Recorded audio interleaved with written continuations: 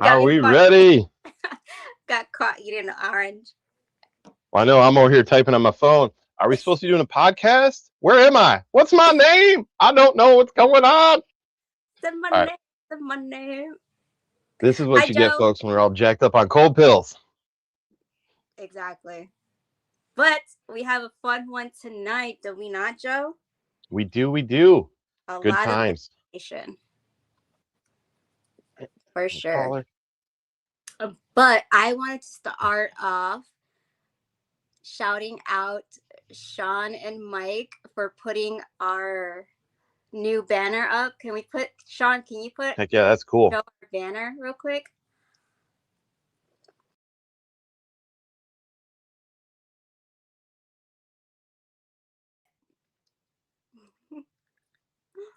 I'm I telling all the don't know people how to it's put you on podcast time. stage and let you talk and be behind that yet. I think I'll have it figured out for the next show, though. Cool. That's awesome. Yeah, I'd rather have like that big, like manly looking guy is like my avatar, just have one of those little, mouth moving pieces. That'd be better. Right? That would be so cool. It's been a while. We're back though. Well, I'm back. Mhm. What I I missed? just skipped around. I just skipped around a little of this, a little of that, little photography stuff, stuck in my wheelhouse. A few tarantulas here, a little boa there. How are the new incomings? Which ones? We have picked up some Chilean rose hairs, Yep. a couple little baby slings, and then a 2-incher. Grammostola rosea, which how many times have they were Grammostola? What were they before Parody. that? Yeah. And now they've split it because there's 2 locales of that, and might be picking up the other locale, the more red version, which is still Grammostola rosea, which is tough for me because like you're both Grammostola rosea. Yeah. This is where once again common names versus. Yeah. Yeah. And then might have some Brazilian black slings incoming too. Some Grammostola. I can't reveal my sources, but we found those are getting really hard to find out there, folks. If you find Brazilian blacks of like any age, just grab it. Yeah. Snatch it up. If I never want to talk about animals as money, but let's talk about animals as money. Certain species at certain times, there's going to be rises and falls in them, right? Yep. So Brazilian blacks and Chaco golden knees and Chilean rose hairs are all part of the Grammostola group. Pulchripes, pulchra, and rosea. Yep. So, Cat's so proud of me. I'm learning my Latin. I know you got that down. I know, right? I only practice it like 10 times from the mirror. So yeah, at one point in time, especially the roseas were considered like the intro species for people, and they were really easy and cheap to get, kind of like Arizona blondes are right now, and kind of like curly hairs. So yeah, but they fell out of popularity because that's what happens when a market gets flooded, is everybody's got one, so they get bored with it and nobody gets them, so then they stop getting imported. Nobody's breeding them because you can get them so cheap. So when this import export ban in Brazil happens, or has happened, all of a sudden that river of them coming in dries up, and the most popular one out of those 3 is the Brazilian black, so the price went up on those really fast. You looked at just for prime example, I looked at like Marshall Arachnids, Urban Tarantula, Juices, Tie-Dye Exotics, and I'm missing a couple others that I looked at, and like almost everyone was sold out of Brazilian black slings. Some didn't even offer them. So, and the ones that did have in stock were like $100 for like a little baby sling, for a tiny sling, which you used to be able to almost get those for free maybe 3 years ago. 2 years ago, something like that. It's not been that long. But that's the same thing. Goody sapphires, the same point in time, were crazy expensive. God, you could find like a 2-inch one for $600 at some places, give or take around there. And now you can get a 4-inch one for like $300 female at a lot of local shows here in Michigan, at least. But I haven't seen a big price difference around. So that's the rise and fall. So The reason I say I'm not talking money, it's that if you get something that's worth a couple dollars in the hobby, it might not be a bad idea to sit on it, get it, and hold on to it. Especially, I'm not telling everybody you need to breed everything. That's not, Right. the goal. It's not about making money, but sometimes it's not a bad idea. Like I've got Mhm. an adult Brazilian black and a Chaco females, so I'm going to breed those because that'll put a few more out in the hobby. It'll put a couple extra bucks in my pocket, but not a ton. It's not gonna make me rich. I can't quit my day job, and it's not gonna buy me a new car or something like that, or anything even that fancy. I'm not gonna probably get a, maybe you can get a new Xbox out of the deal, but that's about it. Maybe. But and also remember, if you do breed, something dies. Usually, you're kind of on the hook for it. Sometimes it dies in a certain amount of time, so don't go spending that money real quick. Mhm. Yeah. But I That's why still, I say if you find a GP, get that puppy. yes, yes. Yeah. And I say that because that goes in line with the topic of what we're going to talk about tonight. Mhm. Good sir. Who is that? Oh, that's sure. Okay. Um. Yeah. I mean, I have this thing here. I don't know if you can help me out by trying to explain it all, but I have a lot of tarantulas here that Mm-hmm. water and feeding, and all this is going out tomorrow. Shipping finally for good weather to go to shipping to a bunch of customers. But one in particular is going out to someone to a very special place. And I'm happy to announce that I think there's 10, 1, 2, 3, 4, 5, 6, 7, 8, 9, 10, 11, 12 tarantulas are going to a better home. Wait, I think I miscounted. Am I missing one? Maybe. But yeah, all these tarantulas are going to where? I don't know. Somewhere. Maybe a place in Michigan. All right. Hmm. Next tarantula money tip of the day. You wait till Arachnid Cat is having a yard sale, and you go there because she's the only person I've ever met that you got to talk her up on price, and because she's gonna play that price down so much. I like to look at it as I don't want to be like everyone, those big name brand people. Mm-hmm. I understand their worth. I understand that. But if it's because it was so hard for me and way back when to get one, I don't want that next person to be like to miss that opportunity. So if I can provide and if I have it and if I could provide something to give it to that person, then I will do that. So yeah. So I wanna say what she's not saying here, folks. She cares more about the right part of the hobby and the animals than she does the money. She's too humble to say that, but that's what it really means. Is that she cares more about the animals and the real part of the hobby, which is trying to get everybody interested and less afraid. And the more people that like what we do in this hobby, the easier it is to make sure we don't get overregulated. Shipments can come in, prices of things don't get extravagant, and you don't have to go everywhere hearing people say, "Oh, I'd kill that thing. Oh, if I had one of those, I'd burn my house down." That's my favorite right there. Right. Um, and so people like Kat help to make sure you don't have to listen to like stuff like that. Exactly. And you know who else is the same way as me? Bull pythons. Sammy. Oh, we love Sammy. Yeah. We love Sammy. Go Oh, check and him out. we got to get both Sams. We got Big Sam. Love you too, Big Sam. Yeah. Heck yeah. No, this is it's a cool thing. So it's going to be a really neat thing. I found Kat was selling all these, and I've got a friend here in Michigan. I'm not going to name names, but could definitely use a little boost right now, and a person that I trust inherently that's going to make sure some of these animals go to good homes. Yep. Um, Someone that reminds me very much of Arachnid Cat, and I can help keep two businesses going at once. So I said, why not? And I might get to keep a nice little tarantula of my own or two along the way, Yep. which would break my heart. So that being said, um, the the curly hair has already got an awesome home. Someone I've met personally that I know. So that is and it's a really cool thing when you get to move an animal to a home that you know is going to be like a forever home, Right. and that it's going to be well taken care of. That is a cool feeling, Mm-hmm. even For if it's curly hair. I'm kidding. I'm kidding. I didn't say that. sure. You're basic. That's your basic. I'm a basic. There's nothing wrong No, with uh, and the cool thing is that here's a guy, the person I gave it to, it.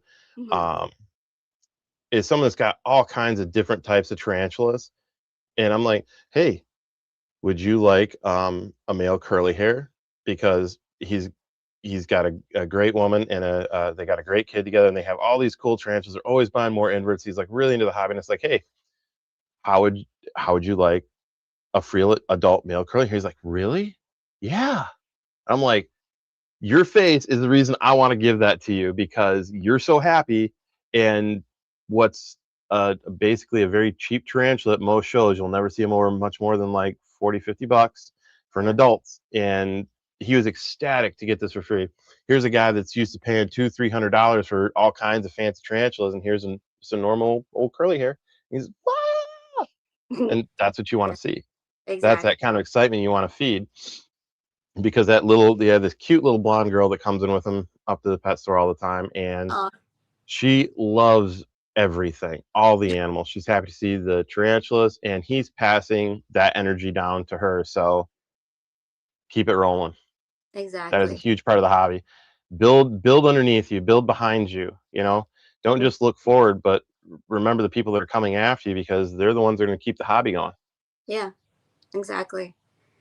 And with, shipping these animals, a lot of people have the question, how can they breathe? Are they going to be okay? How can you do that? I think that's cruel. Da, da, da, da. There's like the list just goes on and on.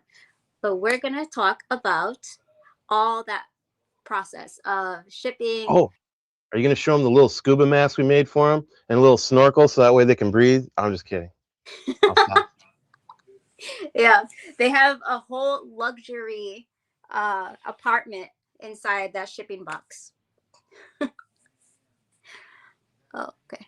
All right. So, what's the first question that people ask when it comes to shipping, and like the people that don't know, that's never received a box, and they're just like, how do you get a tarantula, or how do you get a snake in a box, and can they breathe? Yes, they can breathe. However, for tarantulas, they have a different respiratory system, completely different than all other animals. So, tarantulas have four book lungs. What are they? Lungs. So they don't really need to have the sufficient air like we do. But yes, they still need air. And the way that they breathe is very different. So, yes, we do provide air holes in the little containers that they are going to be shipped in. And for extra measure, we do, the smart ones, we do poke holes in the box for when we are ready to ship them. And I will talk about in a few, step by step, how you will ship and do everything safely when it comes to tarantulas. So while I go get my supplies, Joe, add a little bit to that. So back to the scuba suit for tarantulas. I'm kidding. Um, so some of it ends definitely when you ship tarantulas, you want to go with somebody that's experienced. It's like with any animal you ship. There's a couple good shipping companies out there. I'm going to throw a big shout out to Redline Shipping. I got special love for them as they sponsor Reptile Report. And I'm being a photographer, so yeah, I love them. No, actually, Robin does a great job out there. But temperature matters, air matters, and the big thing is for a lot of animals making sure that it's packed right.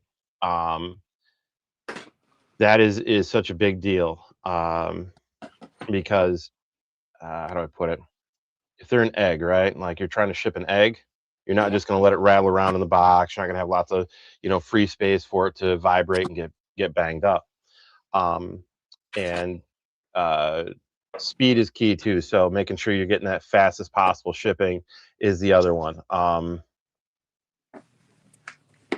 As far as shipping goes, I think the biggest thing too is communicate with who's shipping that and find out when that's actually going to show up.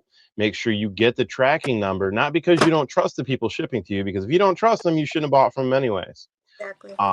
But making sure that you know when that's coming in so you can get your butt down there and pick it up on time, because it's not FedEx's fault or UPS's fault that, it's just chilling at the hub, getting way too hot, way too cold, or just booted around because you couldn't get there on time. Exactly.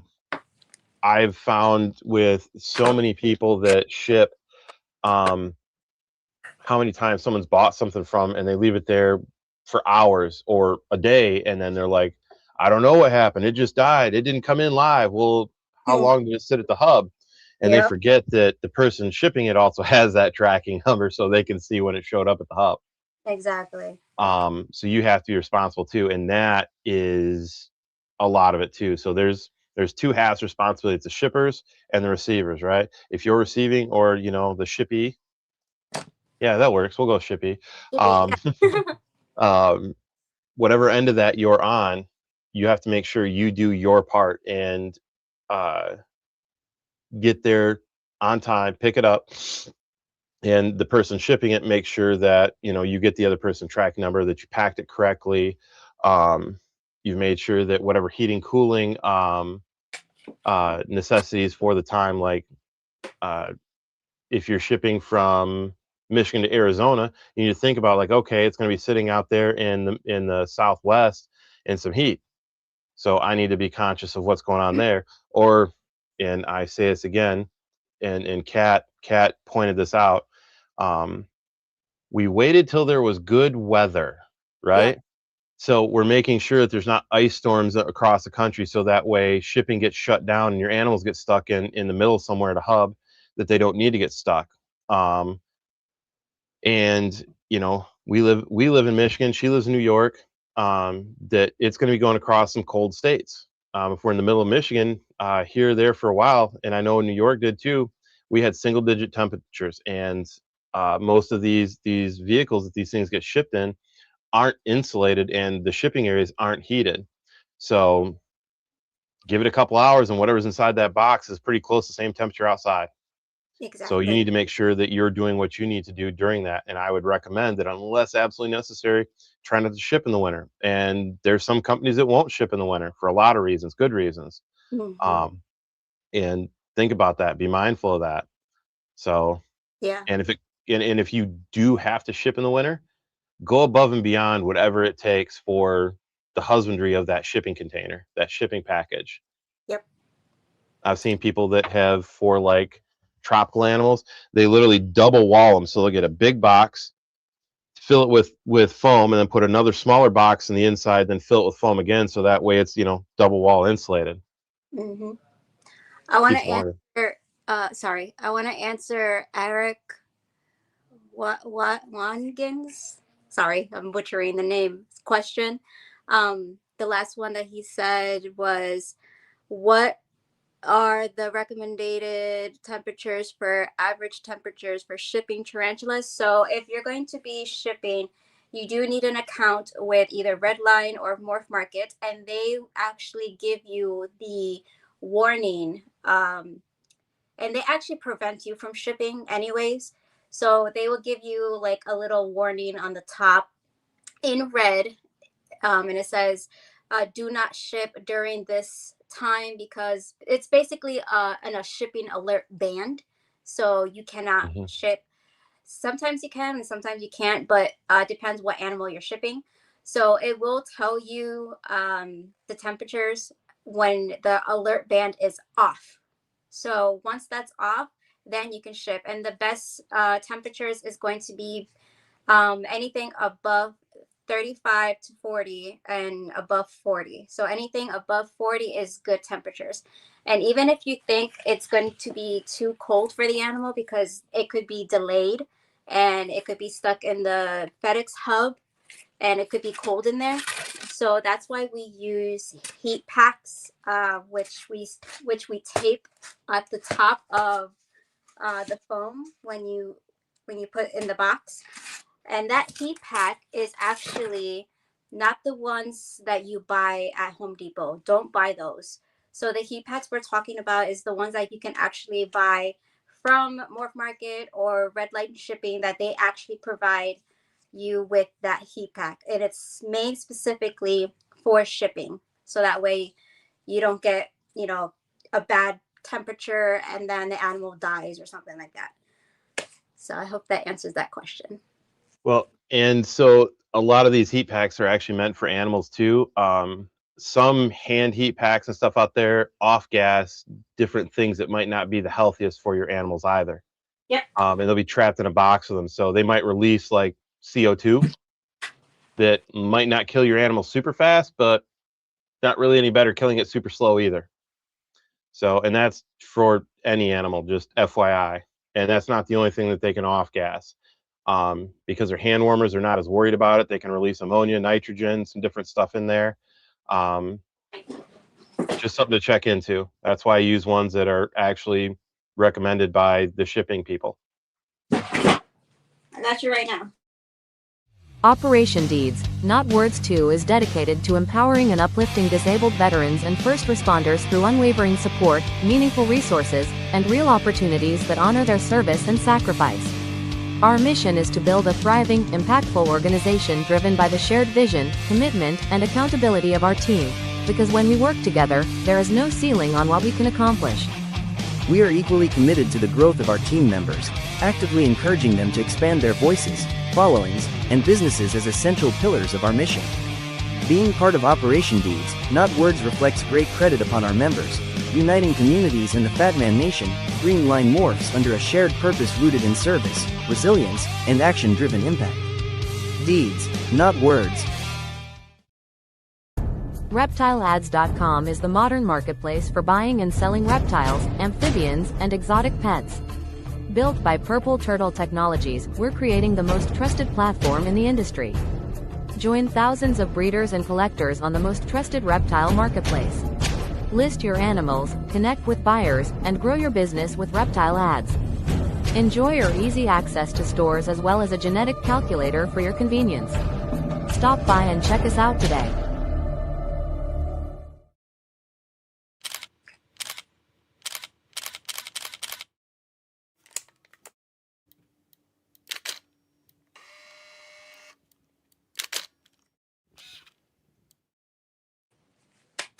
Quick shout out to Chris Eaton and the D's Not Worth campaign. Chris Eaton's awesome. And Shauna. Yes, and Shauna. Love you, Shauna. All right, so this is what I'm talking about. This is the Unique Heat pack that you will need specifically. I'm not sure if they sell it at Home Depot, but the ones at Home Depot I do not trust, only because, like Joe said, they can have certain chemicals that's not safe, and you don't want to, safe than sorry, right? So for the price, the savings are minimal. Yeah. So what this does during the winter, if you are able to ship during the winter, or if you feel like wherever it's going is going to be stuck in delay or whatever, or if it's going somewhere really far and you want to use the heat pack, you open it, you shake it up just a little bit, you tape it, the corners, to the top or bottom of the top. Okay, the bottom of the lid from the top of the foam when it goes in the box. So it goes like this. So you're going to take, this is going to be taped, and you're going to put the lid on. So that's how it goes. So that's going to be taped up, and then you put the lid on, and that's going to be the last step that you do when it comes to the box. But we're going to get to that. Then if you have a snake that you're going to be shipping, you do the same thing with that heat pack. But with the snake, you can either use a snake bag, and if you want extra precautions, you can use a container or any type of, safe transport thingy. And then you just stuff the round thingy with either paper towel or moss, but it'll be Wait, fun. you don't want it rattling around in there like a pinball? Right. And I have with me a friend that we are going to demonstrate our packing skills like FedEx. Joe, should I just put my hand in there and just grab it? Yes. Okay. For education purposes, we're going to use this Grammostola pulchra. It's a stuffed Hey, animal. It's not real. are you sure? That's a chubby looking BB. I know, right? All right, so we're gonna use this little one. Wait, we need to name it. What should we name this one? Write in the comments. Ooh. I'm thinking Buttercup. Buttercup. Sounds good. All right, so the way I pack my stuff, so depending on the size of your animal, you want to accommodate the space with cushion. So for slings, I like to use sphagnum moss. That's a good one. Yeah, and then for the adults, I like to use paper towel. So what you do with the paper towel is you add the cushion. So you layer the bottom with the paper towel. Then you use a longer one and you roll it up so it's like a foam noodle. Like that. And you just round it out like that. And then you take another piece of the paper towel and then you put the animal in and then you put the paper towel on top. Then you put the lid, put tape around it so it doesn't, it's extra security. Make sure there's air holes because yes, they can still breathe with all that paper towel. Yes, they can still breathe. But before you do all that, make sure you squirt some water, like with a spray bottle, on one corner so they have extra hydration. Because wherever they're going, they still need that hydration. You don't want DOAs. And I was just gonna ask you about that, having that sphagnum moss and that paper towel in there, had a little bit of moisture. Yep. All right. So say you have everything all set, right? How does it go in the box? No, don't drop it. You're not gonna drop it like that. So you want a layer of protection still inside the box. So if it's a big package, you can use, I find that, bear with me, puppy pads is useful, especially for snakes. So you can use puppy pads on the bottom. And then more paper towel, or you can use the paper foam, and then you put your animal in the heat pack if it's permitted, or if the weather is okay, you don't need the heat pack. Then the top, close it up, tape it up, add your shipping label. So when you close it up, you're going to add your shipping label. It's going to be at the top. Then you do have to write on the side the scientific name of the animal. And you do need a white box that says live animal. This one doesn't say live animal, but it is a white box, so you would have to write live animal. The reason for that is there's a thing called brown boxing, and that's illegal. So FedEx is the only company that is allowed to ship animals that's, what's that word? Acceptable. UPS sometimes ships, but that's on your own risk.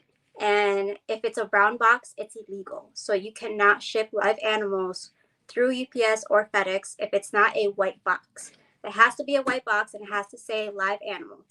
You do need the scientific name of the animal written on the side anywhere, and your label on top. What else? Am I missing anything else? No. Okay. And that's it. So I would recommend, as somebody that has shipped many different types of things, from parts to fishing rods to you name it, and high-end electronics, like lenses and such things. Um, Make sure you use high quality tape when you do it. Do Yes. not be afraid to add a little extra tape. Tape is cheap. Do not assume that somebody, every time that they see, that they handle that box with the animals in it, that they're going to do the right thing. We have to assume that somebody there is going to drop something, something's going to Yep. get slid or banged. So go over everything Kat just said again. Make Yep. sure you pack that well, but make sure the outside of that gets taped really well. Yep.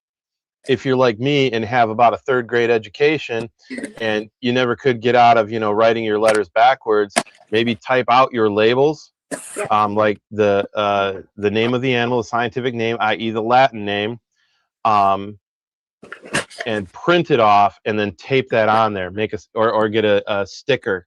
You can print those on stickers now, but make sure whatever you do, you put it on there so it can't get wiped off, washed off, and that they can clearly read what it is. Yep. Yeah. So right here on one of these white boxes, it's either this box or I'll show you the other box. You know what, Mike? While she's going, I'm going to do a shout out. Look, what's up, Mike Duvall? Big Mike, Sean, thank you for being backstage. What's up, Eric? Pie Man? I cannot remember your name, Pie Man. Sorry, bro. Dwight. Dwight? Dwight. Yeah. What's up, Dwight? And Vance, what's up? How you doing, brother? Hi, Vance. Big Sammy said, what's up? Christina, how you doing? Thanks for showing up, Christina. Okay, so this is the other box. Ooh, we got a good question here real quick. What is it? And I know like Mike Duvall asked it, and I think I know what I recommend, but I want to see what you say. Do you recommend hub to hub pickup? I do. Yes. Yes. I don't care what you're shipping, whether it's tarantula, snake, lizard, it doesn't matter. It has to go to the hub. Only the reason why I say it has to be through the hub is because you don't want to prevent both parties a bad situation where it could happen, where DOA happens because there was a delay or something happened. Somebody stole your package right up, on the front porch or whatever, if it goes to your house or if it goes to a different address. So if you want your animal to arrive safely and secure, go through your FedEx hub. Although sometimes can be a little messy, but it's going to arrive and you know where it's at. You know where to go and it's going to be there. You're cutting hours off of your shipping time by picking it up at the hub. That means it's not rattling around. It's not overnight. Right. It's not on some guy's truck for the next 4 to 8 hours extra till it gets to your house. And that's a Right. lot of time. Ooh, another good question. Sean, how do you ship to those like me whose hub just closed near them? So I would say that, Okay. go to the next closest hub would be my first choice, because it's better that it's riding around in your comfortable climate controlled vehicle if you have to go and pick it up than having the FedEx driver drive to you. Yeah. Yeah. A lot less vibration, climate controlled. Yep. Much safer. Yeah. There is this one company that I personally always trust, and that's Hardcore Arachnids. Tom Patterson. He does the best shipping when it comes to the tarantulas, in my experience. Other companies that I've ordered from, I've had to wait a really long time. One of the companies, I had to wait a month just to get that package. Were they overseas? No, it was like 6 hours away from me. Yeah, but That's insane. yeah, Tom's close to me, so that comes to me quickly. But yeah, so So this is the I was saying, live, where it says live, and you can reuse a white box if you get an order and you want to ship yourself. someone to someone else or whatever, you reuse the white box. Just if it has any like extra labels or anything, just cross it out or put a white piece of paper on top, tape it. See, like this has black marker, whatever. Just make sure, it's a white box. It says live on it. If it doesn't say live, but it is a white box, write it out, live animal. And make sure you have the arrow pointing up. I have seen a few people out there, now correct me on this if this is okay, but to my knowledge, there's nothing against it. I've seen people out there go and get little orange stickers printed up that say live animal on it, and they put it on every side of the box. So that way there's no side of the box, and they have arrows pointing up so that way they know which way that package is supposed to go. So that way it doesn't get put on its side or tipped over.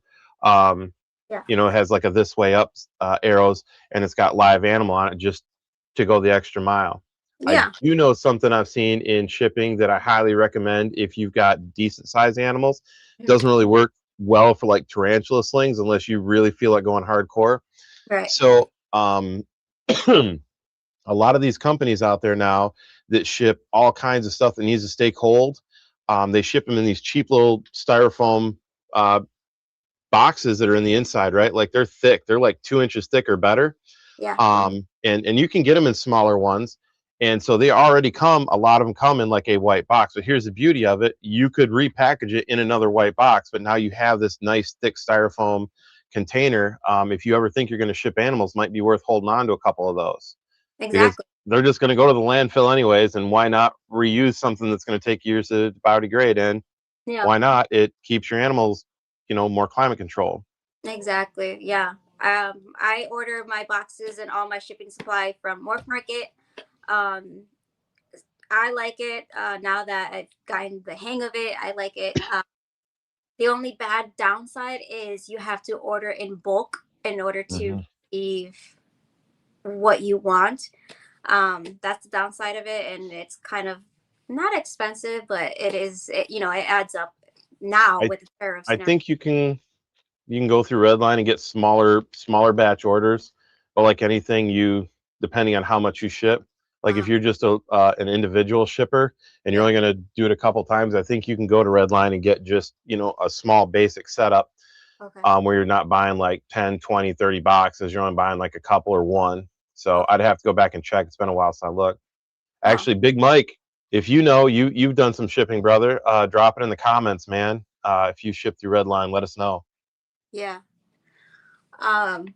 Another question that I've gotten before is, how do you ship slings that are really fast? Like, how do you put them in the little vials or like the arboreal ones? How do you ship them and those vials and everything? Okay, there's a trick. So for fast arboreal tarantulas, they're called arboreal for a reason. They like to be up. They run up, right? So if you're going to be rehousing or putting them in the shipping container, tip the container to the side or like a little bit, upside down. I like to put the sphagnum moss in first, and then just it holds its shape. So when you put the sphagnum moss, and then you take the tarantula out of the enclosure just with what do you use? Either paintbrush or a straw. You nudge it so it goes straight up into the shipping container. And then once it's in there, it's going to be nice and cozy, surrounded in the sphagnum moss. And then you put the lid and you're good to go.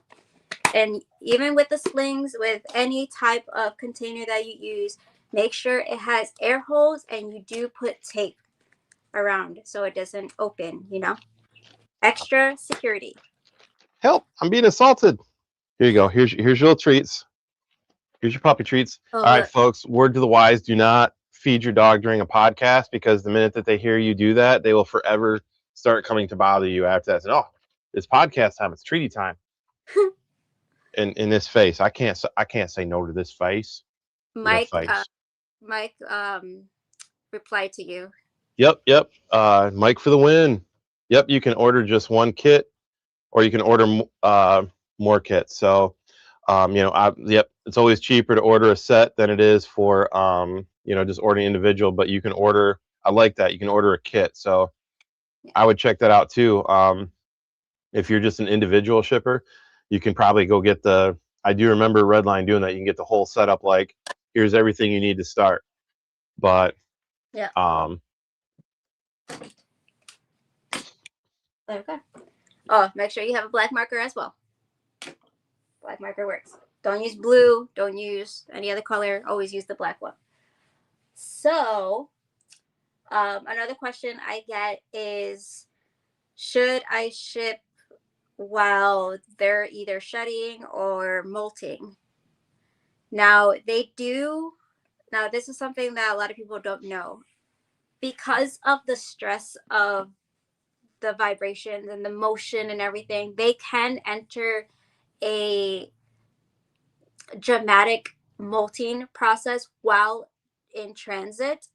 Don't worry about it. It's kind of normal that they do that because it's like a shift in environment. They automatically think, okay, I got to get ready for this new environment. Let me molt and be ready for the next environment. So if you find that your tarantula molted while it was in transit, that's the reason. So make a stress molt. Stress molt, yeah. So make sure when you receive it, you put it in the enclosure and you have it, the whole enclosure damp, not damp, but well hydrated. Moist. Also, moist, yes. Also, during winter, and I like to do this regardless. So when you get your shipment, don't open the box right away. This is what I'm going to tell you.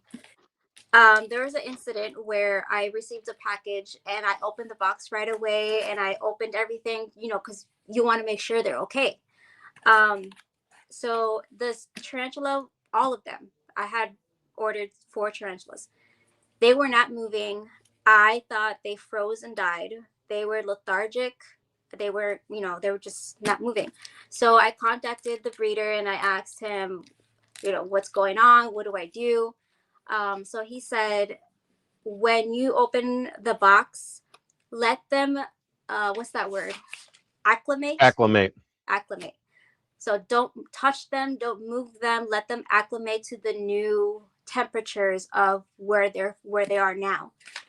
So just you open the box, but don't open the container. Just let them acclimate for like 20 minutes and they'll be fine. Then you can transfer them and rehouse them. The other question I get. So if they've been out in the cold too, something I wanna mention. This is a photographer thing. We learned this the hard way. And people that wear glasses, what happens when you are out in the cold for a while and you come inside? It condensates or fogs up, right? So make sure that, like she's saying, you let that package acclimate a little bit so it can slowly come up to temp maybe and not get slammed with condensation. So your animal inside is getting, just drowned with water on the inside of its container. Mm-hmm. So, exactly. Yeah. Good one here. If you use Fatman5, that code at Redline Shipping gets you money off. Oh. So thanks, Mike. Mike is on the shipping tonight. Yeah. Dude, why aren't you on here, Mike? You should be on here instead of me. You know this shipping stuff. Come on, man. Right? Show yourself. Feeding. The next one is feeding. So I have been feeding. I fed last week. I fed last night, some of them, and I'm going to finish feeding right now because I am shipping tomorrow. So they'll be all set. They'll be all set digested by tomorrow, so they'll be fine. So you want to make sure they're well hydrated and well fed before you ship them, at least 2 days or a day before. That way, when they get to wherever they're going, that they're okay and they're going to be fine. So they're kind of like the opposite of snakes, right? They digest quickly. Their food's part of their hydration. You don't have to worry, like if you're shipping a ball python or a boa or something or a baby retic, that they're going to regurge. Right. So you do the opposite, right? Where you want to make sure that they're a couple weeks out from the last feeding at least before you ship a snake. Whereas, you know, a tarantula, like, no, I want to get you a little something before you go because I don't have to worry about that. And it's Exactly. actually going to help strengthen you, give you vital nutrients to make it through this stressful process. Exactly. Yep. And when you're shipping and you want to feed them, don't just feed them something empty like crickets. No, feed them something that gut loaded. So wax worms, super worms, my favorite, gummy worms is the best thing to feed before shipping and after. So because that has a lot of hydration. So Yeah, that gut loading is a big deal. I make sure all of my crickets, and I know the upside, I like the smaller ones too. Like when I feed my crickets, I give them some carrots, and they you know, their little bodies start to turn orange because you can see it through them. That's how I know that they've actually eaten enough to be useful. Yep. So we're going to do And calcium blocks. eating. I know, right? All right. Yep, I give my crickets little calcium blocks and carrots. Oh, is that a little Choco? Yeah. Little Choco action? Mm-hmm. Would that maybe be one that's going to make a trip to Michigan? Yep. The ones that would you look? they're all going. Is that the grumpy one? Yeah. Oh, I can't wait. We're going to be friends. Yeah. Oh, another question is, what if they don't eat? That is totally fine. Some of them might eat right in pre-molt or just not hungry at all, and that's okay. Well, and certain species don't eat a ton, like some of the bracts I've seen, some of the grammostolas, even certain pokies. I've noticed some are big eaters and some are very much not. My two Arizona blondes are not big time eaters. Come on, get it. Don't let it dig. Yay! There it goes. Ooh, is that the other one? Yep. Ooh, they're pretty good size. Yeah, 2 females. Wait, 3 females, 1 male. Yay! Oh, we got it. Yay! I might know which ones are maybe Stan.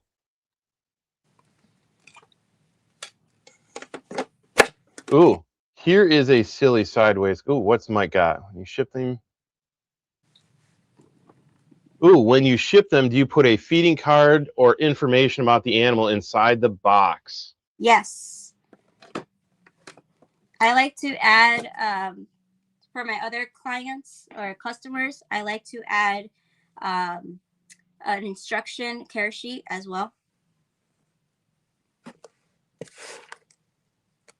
See, I might be a naughty man. If I ever ship, I might have to get like a picture of Bell's lace phase monitor on there, or Bell's phase lace monitor on there. Think they got all happy they got an $8,000 monitor by mistake. Then at the bottom say, just kidding, your tarantula information is on the back.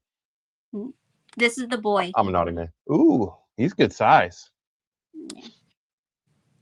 What's he? He's about almost 4 inches, isn't he? Yep. He's big. Yeah. All right, he's all set.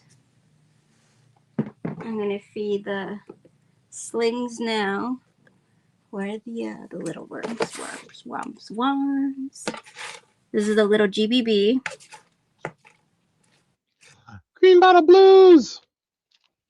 And Green bottle blues are cool. we'll give that to. You know, we should do an episode about like green bottle blues, versicolors, and some of the other like hobby staples that have been talked about, but kind of talk about them in like a group. Maybe that'd be cool. Ooh, okay. Well, like I didn't really see more that. like the traditional, I guess, display species. You know, like green bottle blues, versicolors. Canthoscaria. Yeah. Well, even people think of like OBTs kind of as a display one, but I don't think they're necessarily the best because they hide a lot. So yeah, that might be a cool episode. I love this little Canthoscaria. I've raised it since it was a grain of sand. It's a good size one too. Yeah. I mean, I have a lot of against Scuria, so I'm willing to let this one go. That's in how was that, Brazilian white knee? Yep. Look at me go. That I think I see. I've heard mixed feelings on those. Some people say they can be kind of rowdy. Some people say they're great. I've personally mostly seen them as reasonable. I haven't seen anything like too drastic as far as grumpiness. Like they'll kick hairs a bit, but not horribly. They're just very And food aggressive. honestly, I kind of like food aggressive animals. They make me feel good when you eat. Yes. I always end up with the picky eaters. So I'm not mad about food aggressive. That's why they make tongs. This is Look the at you. Yeah, that's the golden blue leg. Yep, Hepactera polyps. Yeah, which is funny to me because now here's a question from the dum crowd, i.e. me. So everybody that's paying attention, Grammostola pulchripes is a Chaco golden knee. Yep. And say the first word, hemiphamema, which is a right. Pulchripes is a golden blue leg baboon tarantula, Yep. considered kind of like an intro species by some into the baboon species, and or a good intro species into old worlds, because out of that group, they're a little more relaxed baboon, probably one of the more relaxed baboons. I don't necessarily agree with that statement. I think they're actually kind of on par with an OBT, personally, because I think OBTs their aggressiveness is overrated. And they're not as bad, I think, as what some people say. And the blue legs got a little bit more spice to them, I think, than people realize they do. So I think they're a little closer than what, personally, anyways. Why is that they called both of those pulchripes at the back part of the name, Kat? One is the Latin. Yeah, the second Latin. So Yeah, genus and species name. So that's why I find, like, so it's in the genus. I wonder what the Latin for pulchripes actually is. It's generally Latin has a meaning. So there's a word attached to it, right? And in Latin. Really? This girl's giving me a hard time. I'm gonna Google it, Kat. How about that? Okay. Yeah, you do that. Sorry, I'm paying attention to this girl. That is probably a good. I want to take it, but I don't know. No. We're not going for a walk. No, you can do that tomorrow. Okay. Now that makes sense. What?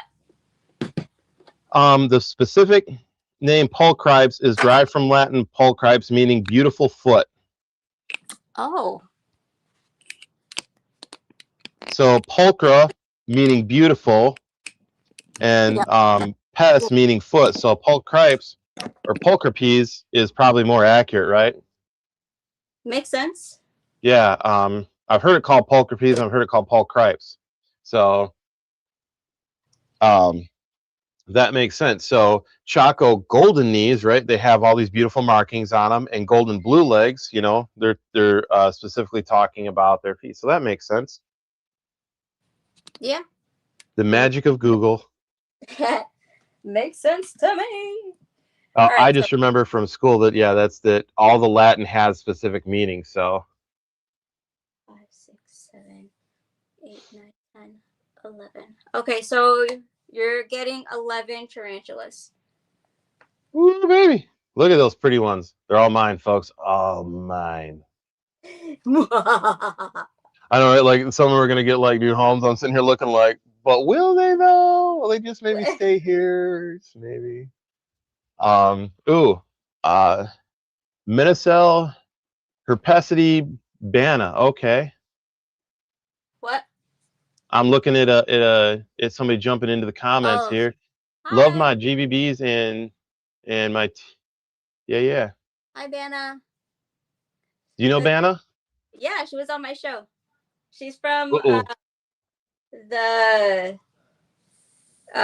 You Down with OTP? Yeah, you know me crew. Man, I gotta get back and watch these. I've been slacking. I haven't been able to see. Been busy at work. She's from DJ's crew. Okay, okay. Yeah. What's up, Banna? Thank you for watching. Yeah, Vanna.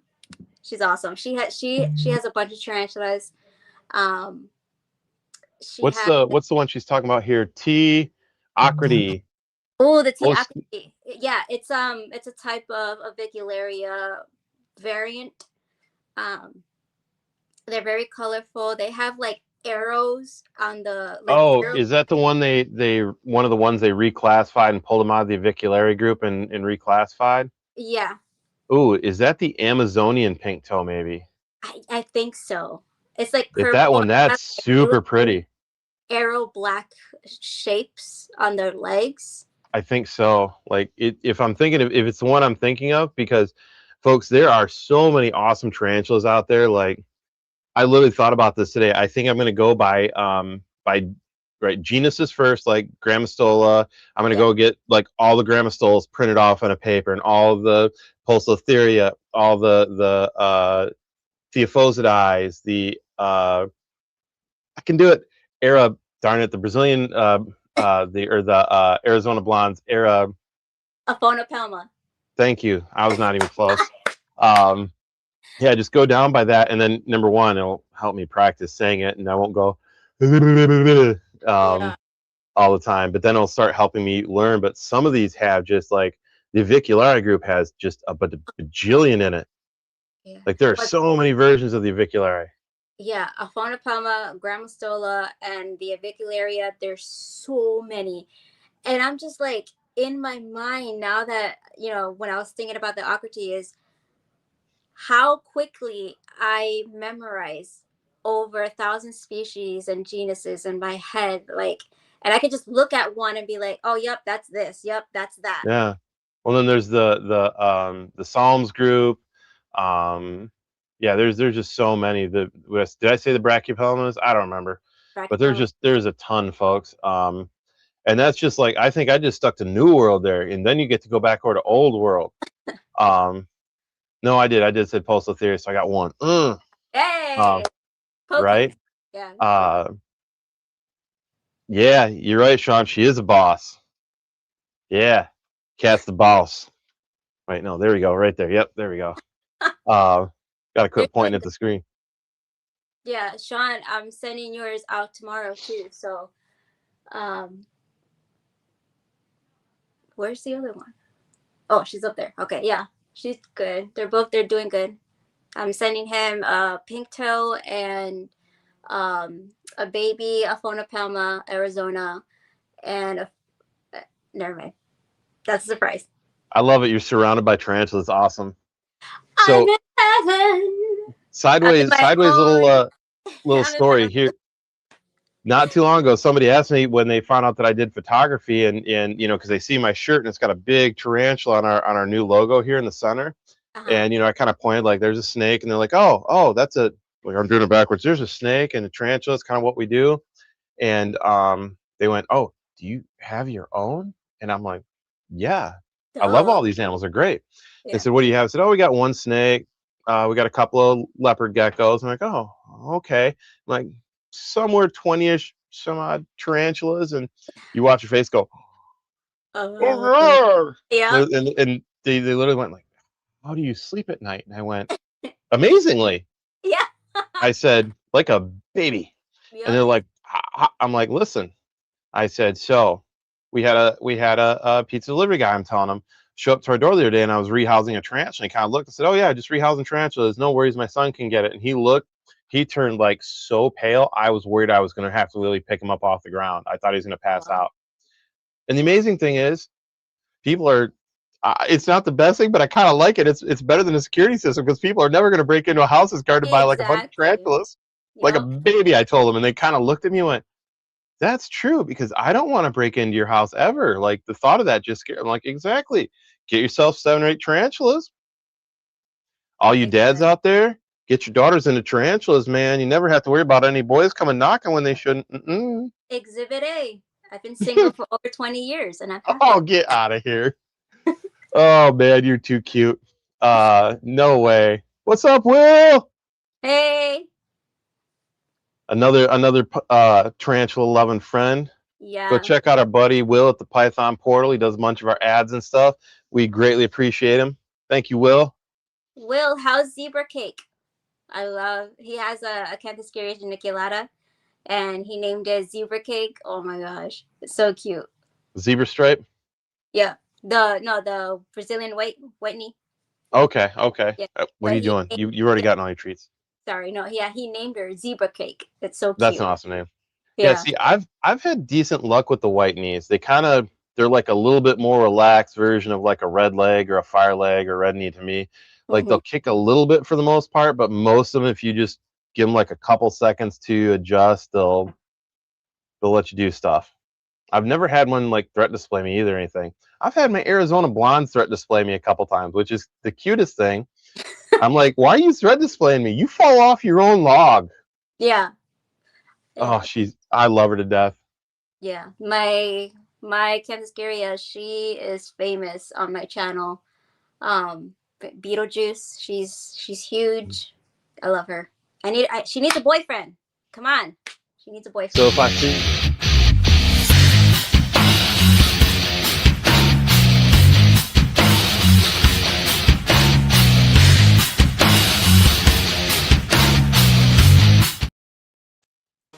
Introducing the Python Portal, a ball python breeder who works on snow and true ghost combos as well as the Tiger Gene.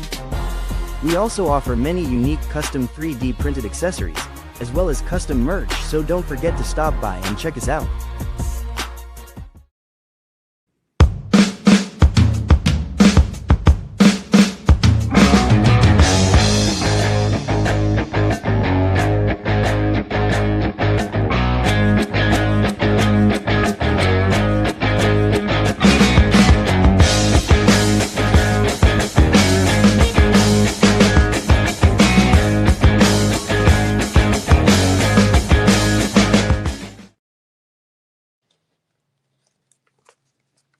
Yes, she needs a boyfriend. So yes, we'll keep our eye out. So that's like a really, I didn't understand it, so I got more into tarantulas. Like one of the coolest things about the tarantula hobby is that there are a large group of people. Get rid of the negativity, the naysayers, the problem children. Just let that negativity flow around. You don't even be a part of it. But the good core group of tarantula people out there are an amazing group.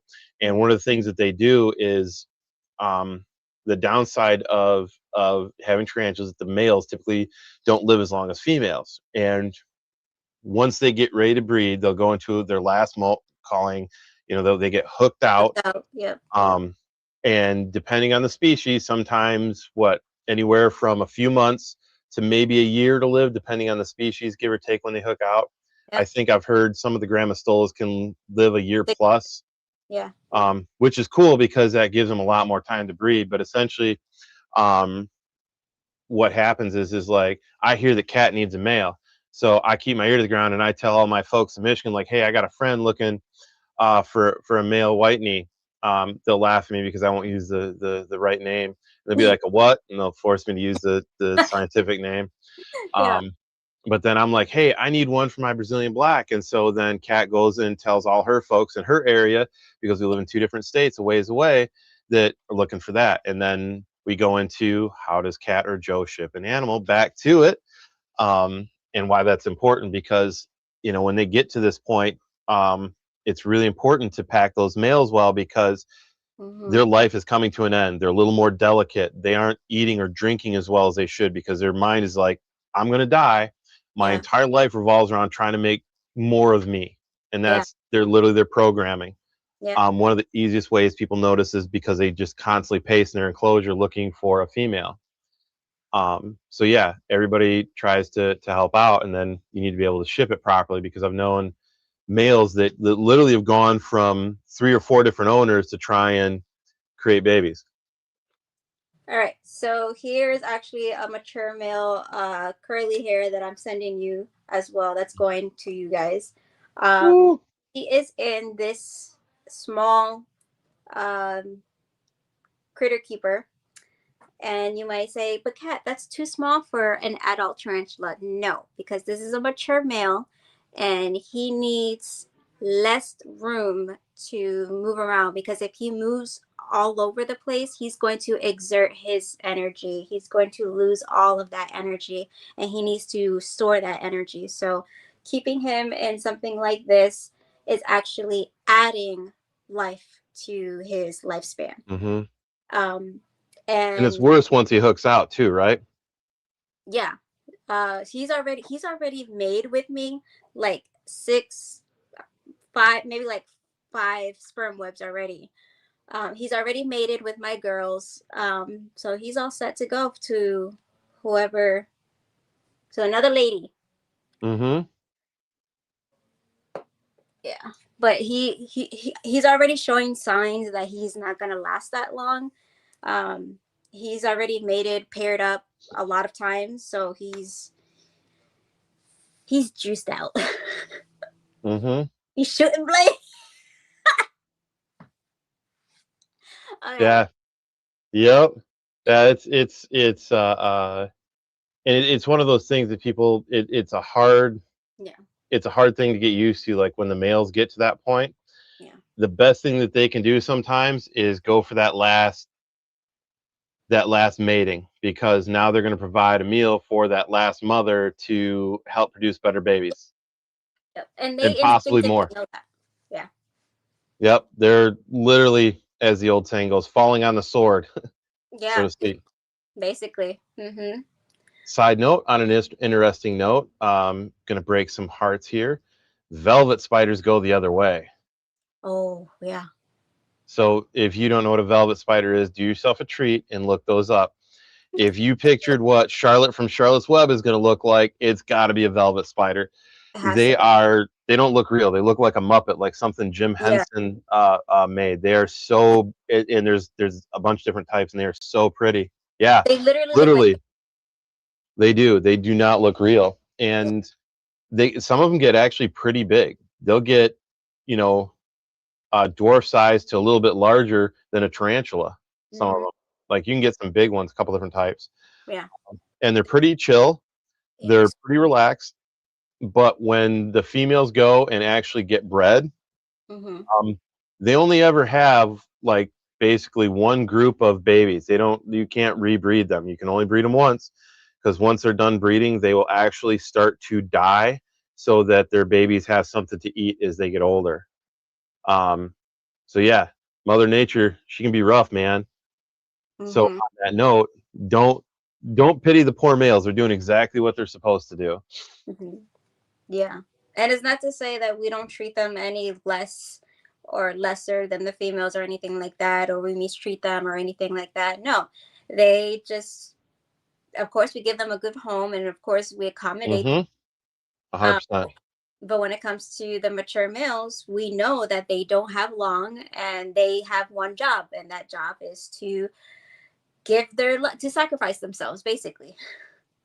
Yeah, yeah, and to be honest, a lot of the real awesome people that I love in the tarantula hobby, actually the males get like royal treatment. They get treated like kings because they're delicate, because Yeah. their time is so short and necessary Yeah.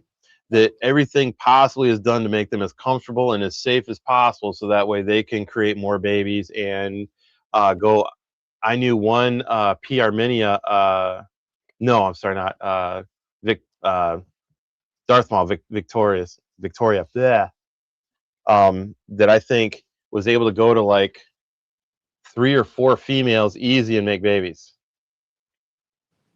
Hi, Waffle. Look at My him, dragon. He's like and I. waiting for the lights to turn off. That's funny. I honestly think some of the male tarantulas know when they're done, because they just put themselves in a position to be eaten. They're like, I'm done. I got nothing left. So here you go. Oh, I forgot to water. Yeah. But yeah, so we learned a lot today on how to ship safely, temperatures, what to ship, how to ship, what not to do, what to do with whatever animal you're shipping. Anyone watching, please send this out to whoever you know that wants to learn how to ship animals and stuff like that. And there's more to know about all this stuff. So don't just go to us, go to others and spread the word. Yeah, ask questions of Morph Market and Redline Shipping. They would love to answer your questions. Engage with them. Feeding and watering after shipping. Watering to me is I always want water in front of an animal. In a safe way. Don't go and saturate their cage with water. Put a nice water dish out there. Yeah. Maybe miss one of the side walls a little bit so they can choose how they want to drink. I personally, after having an animal that I know has been shipped or has been and honestly, folks, this goes for animals that have been transported back and forth to reptile expos a lot too, because that's just as stressful in a lot of ways. Gummy worms or hornworms or the 8 billion other names that the little green and blue guys have. Yeah. I'm the same way. That is kind of like my Gatorade and sugar and in a can, right? Like with a little bit of protein, a little bit of fat. It's Yeah. It gives them a little something. And I have watched a lot of less than optimal health animals do much better after a couple of gummy worms.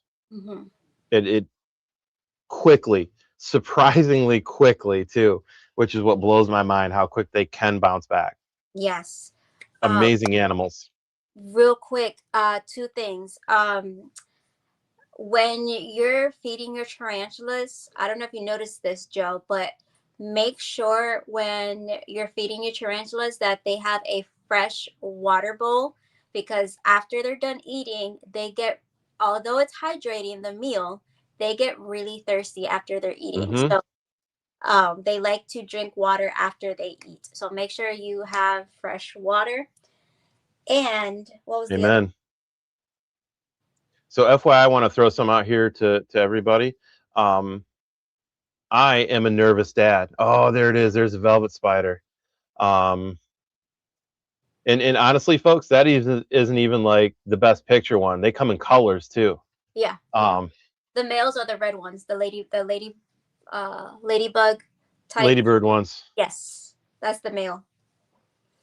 Yep. I change my water frequently. Like when I say change my water, it gets taken out.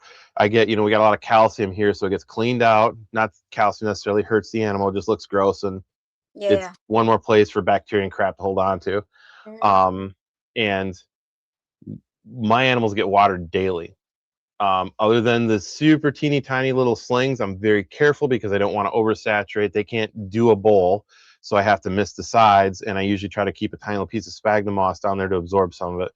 But other than those guys, they're like every other day. But everybody else gets brand new water every day because I'm nervous. I want to make sure they have fresh water, and guess what? Fresh water daily doesn't hurt them, especially during winter. Yes. I don't care if you're in a northern or a southern state. Like winter is always drier. Yeah, always dry. What's that, my cat? I have little water dishes for some of my smaller teas, little bottle cap size ones. Yeah. And those things will drain in almost a day. Yeah. That was how dry it was up here in Michigan. Between the furnace going and the dryness outside. Yeah. So there were a couple of them. I'd go to work in the morning and water, come back from work at night, water. If you're plant people, it's you'll notice that too. Like I'm not much of a plant person, but I got a few, and I'd notice like I'd come back and the top already looked dry like the Sahara after me being gone for 10 hours. Exactly. Like, water. And if you have one of these heaters, it's gonna dry out even faster. Oh yeah. I got one of those. That definitely did it.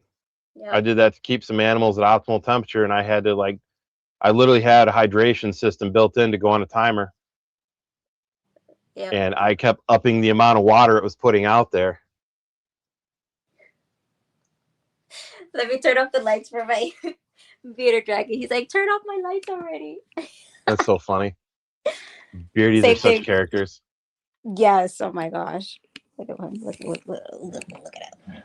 Look at that thing. That's my nephew's bearded dragon, but of course, he's here. I take care of him. There. Oh, he's a happy nephew. Yeah. Okay. Waffle, we'll go nice. Say goodnight, everybody. He's just looking like, what are you doing? Where's my boa? Look at my boa over there. Can you see her? Just see a little bit of you. Yeah. All right, Joe. And everybody. Oh, I got a special delivery. I didn't get to show you this yet, Kat. Got a little gift from a friend here because the size hasn't been doing super well at the store because they're unfortunately or fortunately, depending on how you look at it, a little too common.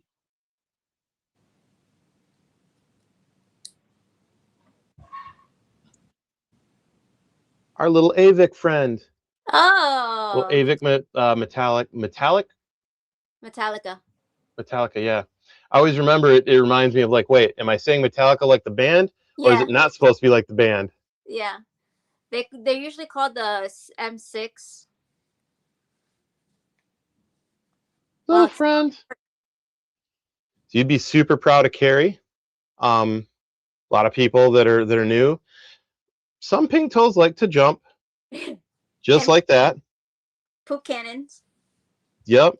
You know, honestly, I've never had that problem. I know they do it. I've heard people talking about it. I've been lucky enough not to have to deal with it yet. They do like to poop everywhere. Yes, they do.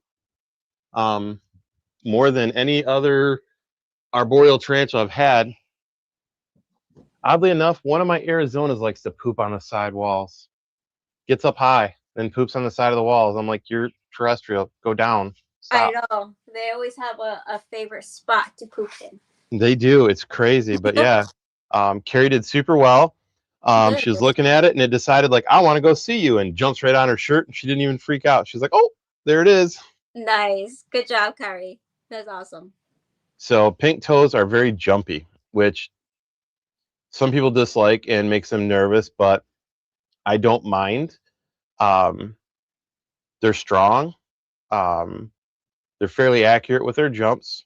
Not like a jumping spider accurate, but pretty accurate.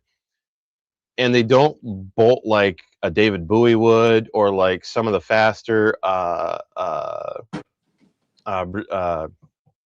baboon tarantulas, right, or even as much as like some of the Poecilotherias that get out open. So they're not. And the other thing is like they're one of the, they don't have a ton of urticating hairs, which is also really nice. They have them on just parts of their abdomen or thorax. Can't remember. It's not much. it's the abdomen. Yeah, and it's not very much. And typically they're only going to rub them on you if like you're forcing them to do something they don't really like. If they can move, they'll just move. I've had a lot of great luck with pink toes. All right. Sorry, he was being extra. Oh, we can't see yet. Sean, we can't see her.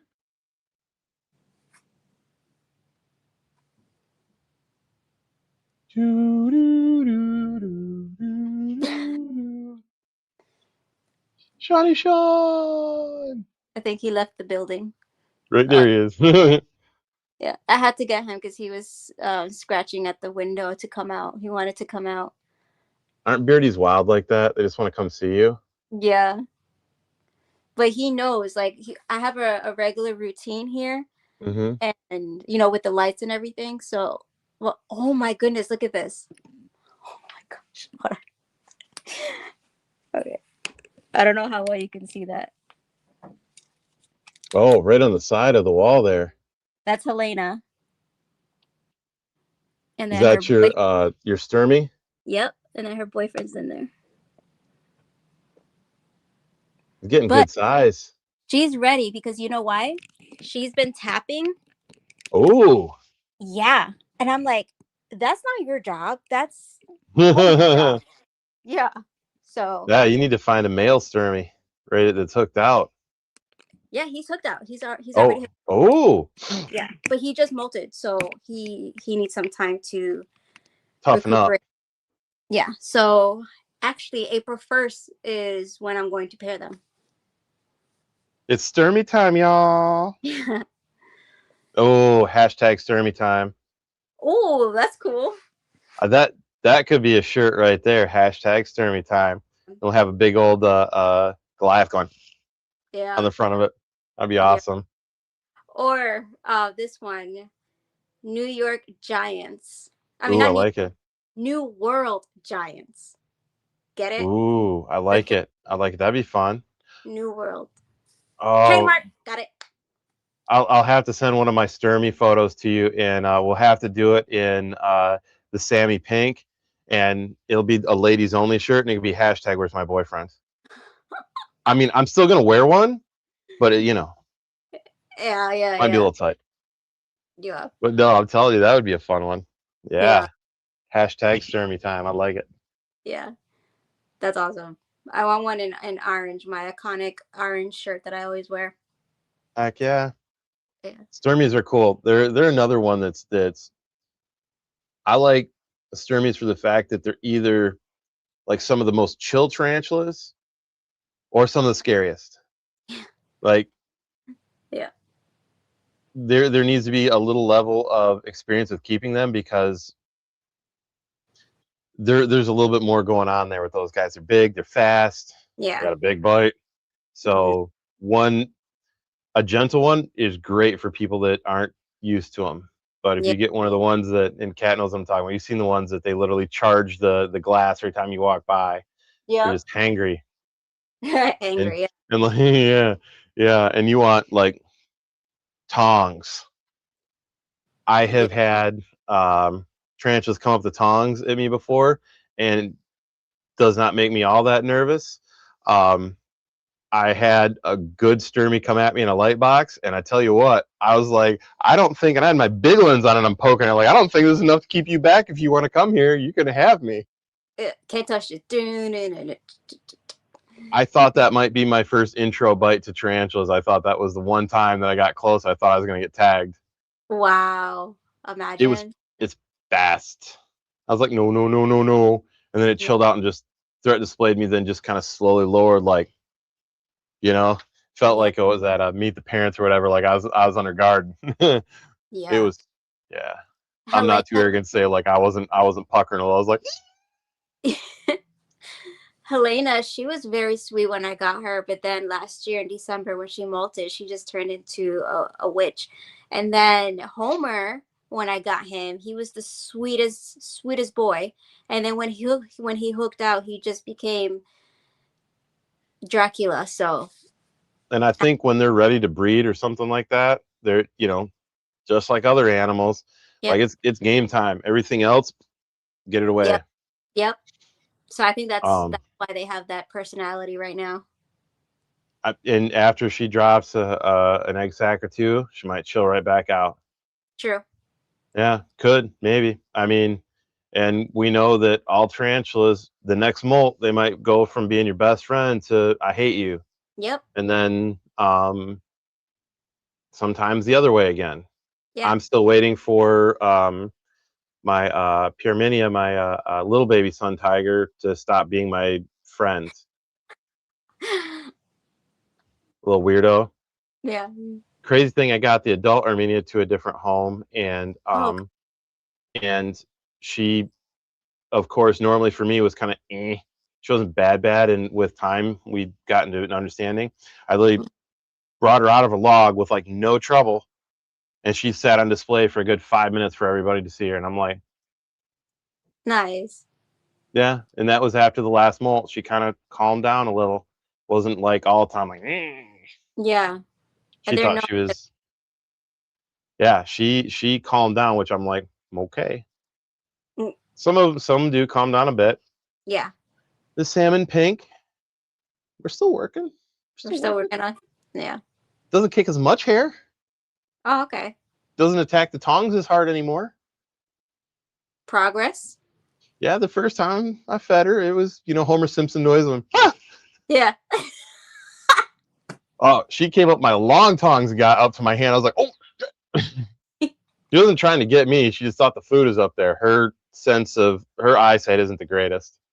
Yeah. I've noticed, and then that's a funny thing. Like some tarantulas care about light and dark. None of them see really well, but I've noticed some really don't see well.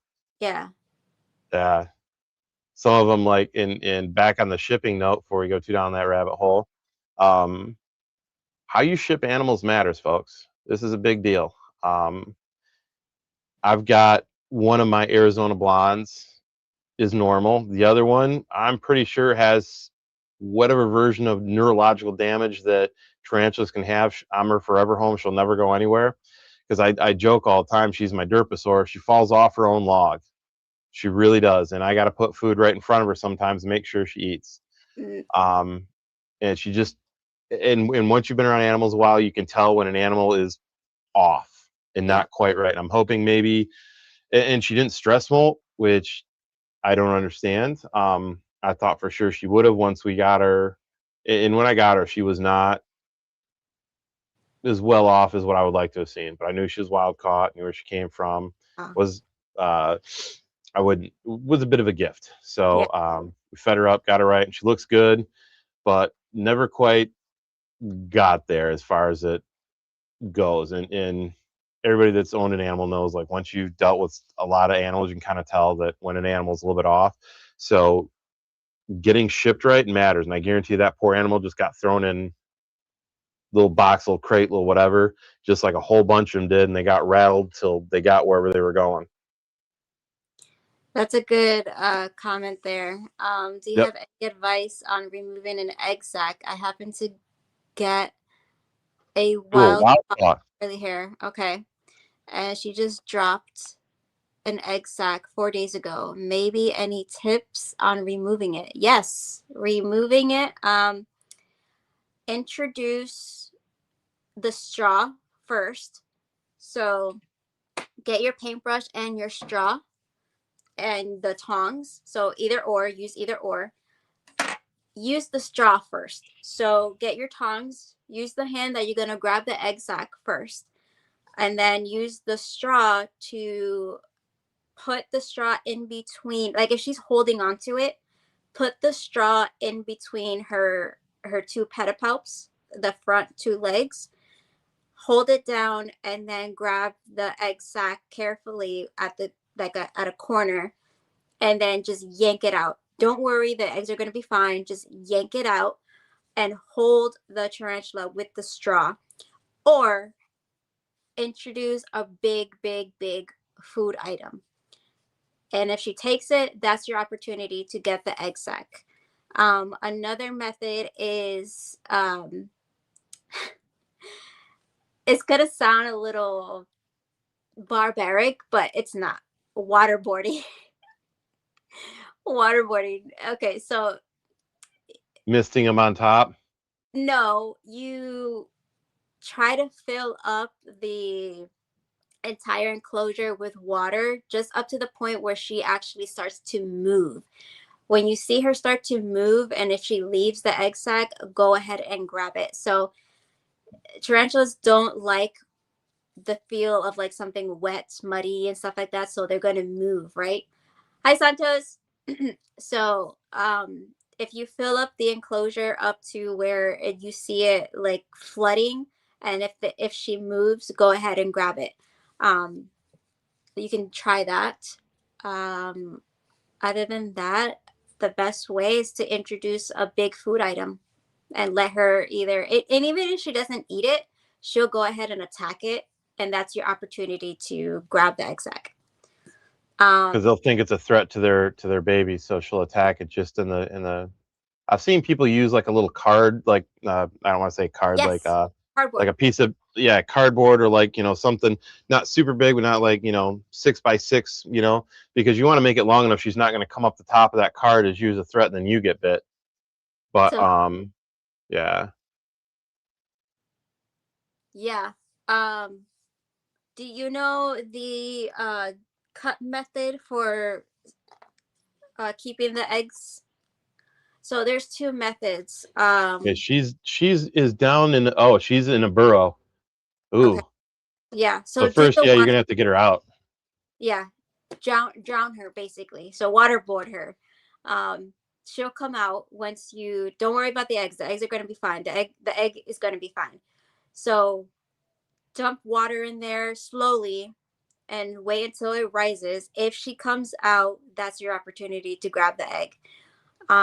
Once you have the egg sac, there's two methods. I highly suggest you watch my episode on Untamed and Unhinged Reptiles podcast, Vibes Up episode with Underdark Inverts, Dritz Du Orden. He talks about the whole process of how to maintain the egg sac once you have it, from egg sac to hatching. Mm-hmm. So there's two methods. I like the way that he does it because it makes complete sense. So we used to do what was called the double container method, where you would take a coffee, what's it called? The coffee filter. And Mm-hmm. so you would take one container and then another container. So the first container, Waffle. Hold on, I got a beardy on the loose. Oh, do not be afraid to ask for help, to ask for a second set of hands of somebody that's experienced. If you know somebody that's got more experience with the tarantula than you, that's somewhat close and willing to help, that is never a bad thing. Okay. It's I was just saying that it's never a bad thing to go and ask for help either. If you've got somebody close to you that's as experienced or more experienced with tarantulas than you are, to have a second set of hands on hand too. Right. Okay. So what we used to do is we used to use Waffle. Stop. A double container method where the main container would be filled just like that with water, and then the second one will sit right on top just like that, and then the coffee, or the coffee, what's it called, coffee filter, will sit right on top with a rubber band holding it, and then the egg sac will sit on top. We don't do that anymore because scientifically it doesn't really have a successful rate with having successful eggs with legs. So what we do now is we take a container just like that, we put sphagnum moss, spray it with water, make sure it's not damp, but it's, it has condensity of water. Leave the egg sac in there and shut it completely. No air holes. You just shut it completely, because what that's doing, it's mimicking the same effect as what it's inside the egg. So basically it's a 2-egg method process. So it's the same thing as how it's inside the egg. Helena, what is your deal? She wants to get it on so quickly. Anyways, for real. I have Helena over here acting crazy, and then Waffle over here. My room is crazy with animals, I know. But yeah, so yeah, that's what we've been doing now. So go watch that episode if you really want to learn and have a successful egg sac hatch. Mm-hmm. I would also, she just said down here too, she goes, also, I'm really new to keeping. Not something I ever expected to happen. Yeah. These things do happen, especially with animals that are wild caught. It's really common. Yeah. For me, I'm personally hoping that I've got 2 female Arizonas, and I'm really hoping one of them ended up being gravid and drops an egg sac. I'd be excited. But I mean, I'm on a podcast talking about tarantulas, and the first thing I'm going to do is ask one of my friends around here to help me with that, so I do everything just right. Can't help me, give a call. But more importantly, if I have to separate that egg sac, because I haven't done that with a tarantula yet, I've handled lots of them, but I've never done that. I'm going to ask for a second set of hands from one of the experienced folks around here. So Yeah. I cannot recommend that enough. If you've got somebody close to you that's got Yeah. more experience, that's willing to help you out, I would definitely that's one to use up that freebie help card. Yeah. For the babies coming, for the adult tarantula, for your peace of mind and sanity. Yeah. And then you get help once. Maybe if it happens again, you maybe you'll do it yourself. Yeah. And feel free to DM me with any questions as well on my Instagram, Arachnid. Just go ahead and ask me anything. Do it. Do it. Just do it. Another thing that I do not recommend people to do, and I know it's out there, and okay, please stop buying jumping spiders at the pet stores. They're all wild caught. And I The have to put, babies are so tiny. So yes, tiny. yes. So So, hard to take care of if you don't know what you're doing. yeah. So I would say 90% of those jumping spiders are all wild caught. Yes, maybe there's some breeders out there that did breed them and then sold them to the pet chain stores. But a friend of mine messaged me and said, how come I got this jumping spider from the pet store? Why I never paired it. Why did it lay an egg sac and gave me 109 babies? And I said, because it was a wild caught one. So now he's got Aw. 109 babies. Oh, you know what? That is so true, Kat. That stuff happens. Jolette, I'm hoping I'm saying that right, or Huh? Joliet. Dude, thank you so much for asking. Like we appreciate you asking that question on here. We really do. It helps us Oh engage yeah. with you guys. It gives us something to talk about. But in all Yeah. reality, you're the exact person we want on this show that, you know, needs help, guidance, advice, that's something we can show and help with. Yeah. And honestly, a lot of people have questions out there, but aren't brave enough or are nervous about asking, or maybe not sure how to phrase the question right, Mm-hmm. or maybe didn't think about it. But yeah, no, that's awesome. Thank you for asking that, and keep asking questions if you got questions. We love it. Yeah. And she looks like she doesn't have anybody really close. So definitely, Kat is like, they literally have just a couple people that I ask like my high end tarantula questions to, both of you know, sisters to me basically. Angel Winnick, if she's out there, you listening, and of course my girl Kat. Um, and free advice is awesome. Yeah. So definitely reach out to her. Yeah. Not sure I get so that many offspring. Um. Tarantulas aren't as bad as like Yeah. true spiders because they're much smaller. At least tarantulas, when they get big enough, aren't as difficult. Personally, so is a newer person to taking care of baby tarantulas. I didn't want to start out with babies, but once I got a couple of like subadults, really is what they're called. Um, I do a horrible job trying to remember what instar things are, but basically subadults like 1.5 to 2.5 inch, you know, that can eat well. All of a sudden I had tons of friends like, oh, you're doing tarantulas now, that I've done pictures for forever, and here's a sling, here's a sling, here's a sling, and I'm like, crap, what do I do? I'm gonna kill this tiny little thing. Oh my god. And I call Kat helped me out. I called my friend Angela helped me out, and I found out that, oh wait, fruit flies Heidi eyes are easy to raise. Wait, they're easy to feed and they don't harm your animal. That's Yeah. cool. So then I found out it was actually really easy to feed them fruit flies. They're super happy, and the fruit flies just die off in their little container when they've eaten their fill, and you do that every so often and they're fine. Mm-hmm. And even if they are alive, they can't hurt your sling like a cricket can or a roach can. Right. So cool. I actually found out that slings, as long as the humidity is right, and you know, they have the proper amount to drink, and some fruit flies are not so hard to keep the slings alive. I mean, they'll Yeah. have a bad molt. That's not on you, but yeah. Yeah. So And for just, the, yeah, go ahead. I'm gonna say, honestly, for a guy that had never kept slings before and didn't, I only want adults, and that's like my big, like anybody that knows me at all in the hobby, my thing is like, the first question I ask, like, I got this. I'm like, is it an adult? Yeah. But I say this and I just got a bunch of more slings Yeah.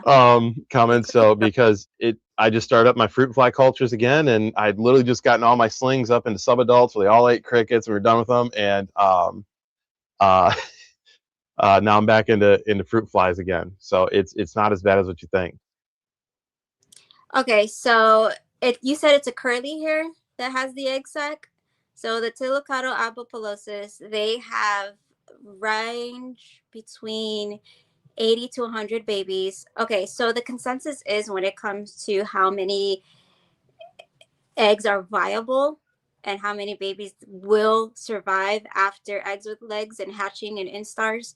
So the consensus, for example, the Theraphosa, the Goliath bird eater, they're typically have 1,000 babies. You will never get 1,000 babies. You will probably get 800, 900, because of the variance. You have the ones that are viable, the ones that are not viable, that didn't make it.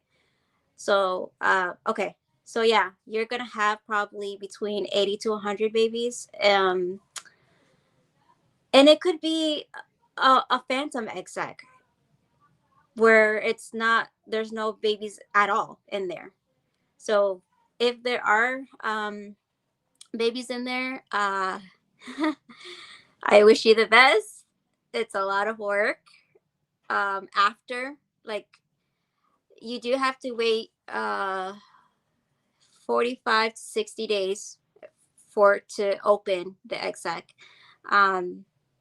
Yeah, go ahead and DM me with your questions because I may know someone who can take it off your hands if you're not want, if you You don't want beat me to. to it. Oh, you're gonna. I was literally gonna say, if you didn't know anybody, maybe Kat does. I don't know what area she's in. Yeah. Maybe I know somebody in that area. Somebody might know somebody.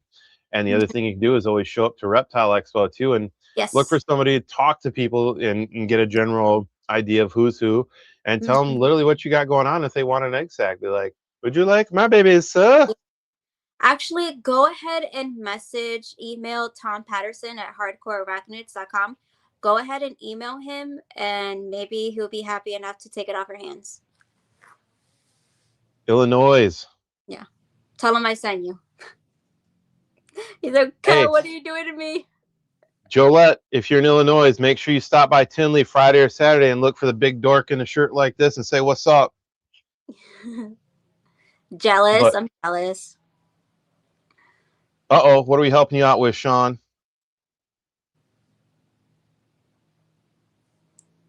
Also, the store said they would take the baby. Oh, okay.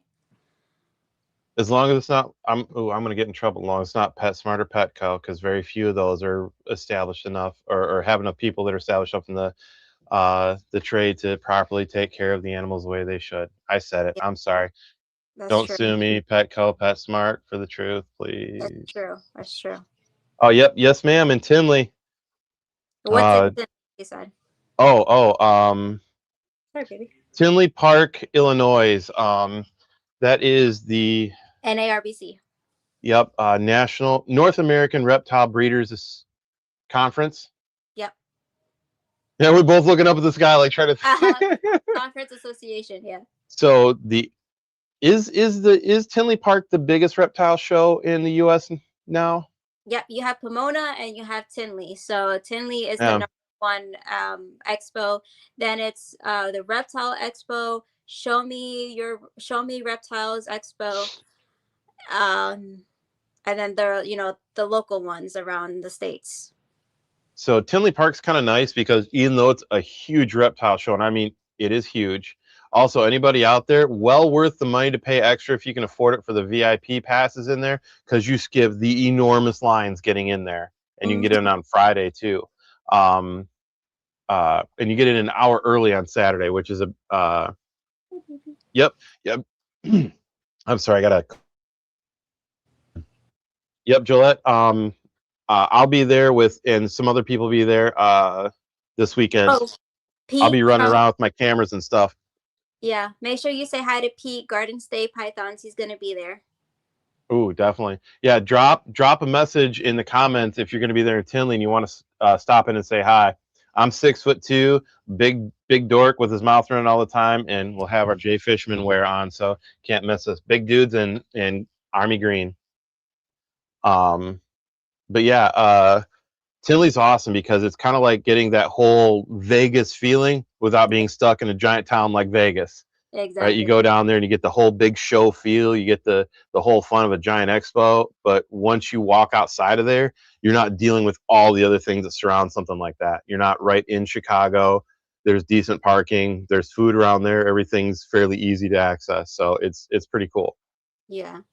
And I want to do Daytona one of these days just because it's right on the beach. So heck yeah. Heck yeah. Hopefully I can Sweet. go to. What's that? Hopefully I can go to Daytona. That'd be awesome. That'd be awesome. No, oh, cool. Yep, we'll see you there, Gillette. But Cool. no, it's come hang out. I'm gonna go talk to tarantula people. Man, I got a nasty cough. I'm telling you. Well, I think we've hit most of everything that we needed to hit. Oh, there's one last thing. Yeah. Crazy important. Joe is looking for an adult. Oh crap. It's a Glycine. I gotta go look up my notes, cat, because I can't remember it's a Viculi. So if anybody knows adult ones, what did we do with it? Yes, a Viculi brashushininini. Gerensis?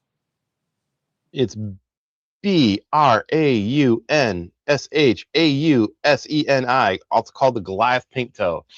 Oh, okay. Wow. I cannot say that word. That looks closer to Japanese than Latin. A male or female? Female, preferably. Oh, But okay. I'm looking for an adult, and that's the problem. There's not a ton of those out there. Everything I like is just not common as an adult for sale. A lot of yeah, I've got a big list of. That's all the Vicularis I want, Cat, right there. Oh, That's wow. just the Vicularis. So there are the Goliath pink toes, the royal purple, the cosmic dream, the Goliath woolly red leg, purples, giant blue grizzled, the royal blue gem, tiger flame, and the yellow banded. I got an expensive wish list, ma'am. Yours. I want all the horns, the Ceratogyrus. Those are even a little more difficult to get. Yeah, the Ceratogyrus antenotifera is the rarest one in the world, and nobody's breeding them. Nobody knows if it's extinct. Yeah, some of those are tough to get. Some of those are really tough to get. Those are my favorite. I'm sure we'll see something, and we need. You know what? We need to start doing that. In the comments, if you're looking for a specific type of tarantula, give us the common name, but more importantly, the scientific name. Leave it in the comments so other people can see it that you're looking for it. Yep. You use our podcast as a little sounding board for all the other tarantula people out here. I'm looking for this in male or female, both. What age? You know, all the specifics. Yep. And it's amazing when you start using that network how quickly you can find things. Yeah. And if you want to do a breeding loan with whatever I have, send me a message. If you want to do a shopping spree in my closet. What now? What? What'd you say? Shopping spree? What? You have enough already. What? Did you just... All right, folks. She did a naughty. You never say it to another tarantula. You got enough. You got enough. Get out of here. You don't got enough. Wait, is my wife listening? Crap. She is. I heard her from the background. She goes, yes. Yes. Hi, Gary. He needs to put... She's, hi, Cat. He needs to be put under control. He's out of control. I'm telling you. No. You know who's out of control is Sean. He's like, he's addicted. Oh man, it's that quick, folks. When you you get one, it's game on. Yeah. I literally said like a couple weeks ago, like I'm done buying tarantulas for a minute. Then then I'm sitting here like, Ooh, I y'all don't have got any of them those. tarantulas, man? you, you be coming at it. Really, like I took up specific tarantulas to my friend Angela for her shop, and I'm up there, and she's like, this little Like pink Pringles. toe. Yeah, she's Oh, I really think like, I Pringles. know once you take one, yeah. She's like, Yeah. this little pink toe needs a home. It's not gonna sell up here, and I'm like, okay. Yeah. And so now that's another one of Carrie's tarantulas. She talks to it. Her That's and Agatha and the Choco are her babies. Those oh are 3 of the 4 that will never leave. yeah. One because she's just too derpy and I don't trust her to go anywhere else. She's my special needs T. I love her. Yeah, there's always one in our collection. It's just like you fall off your own log. How do you do that? Oh, okay. Okay. Awesome, good. I can't wait to see that T-shirt. Yeah, that'd be so cool. No, that's a big deal, folks. Man, if you got something you want, tarantula wise, put it down in the comments. Let us know. That is the easiest way to start using the network. Yep. And we can do that every show. If you got something specific and we notice it, let us know in the comments during live, and we can do a shout out on it too. Mm-hmm. Like Goliath pink toe. Don't tell my wife. I think I might send you a freebie because I gotta mute the speaker. She's listening. I didn't say nothing. I mean, if you find something that, I mean, of course you pick whatever you want, but like, if you find a freebie, I don't know.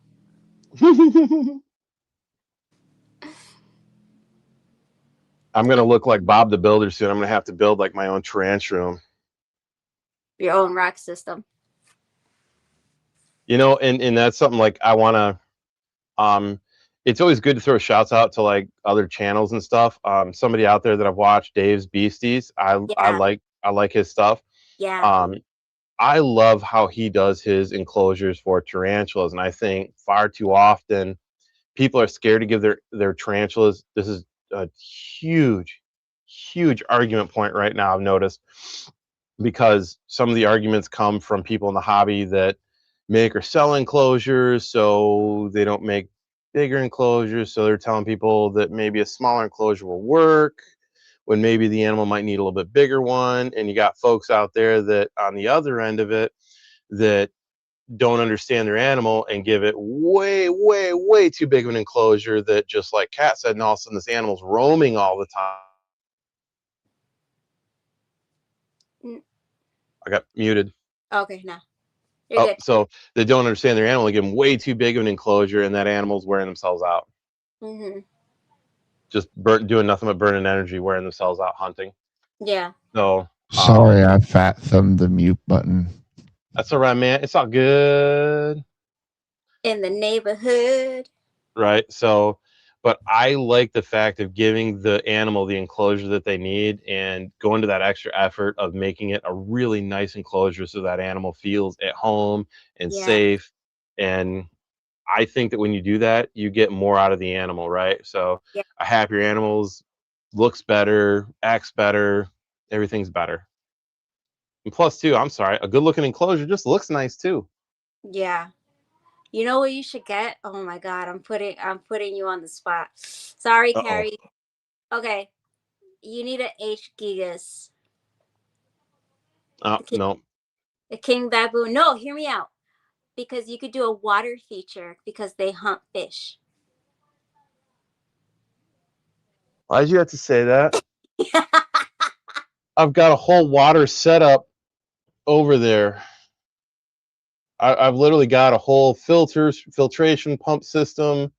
So you could And do like whole a tank like this, have yeah. like going down like this, and then like put a screen or like a glass right here in the middle, and then this side could be water, and then this side could be land, and you can see like the tunnels of the tarantula, and then you can see it come out and then go hunting in the water.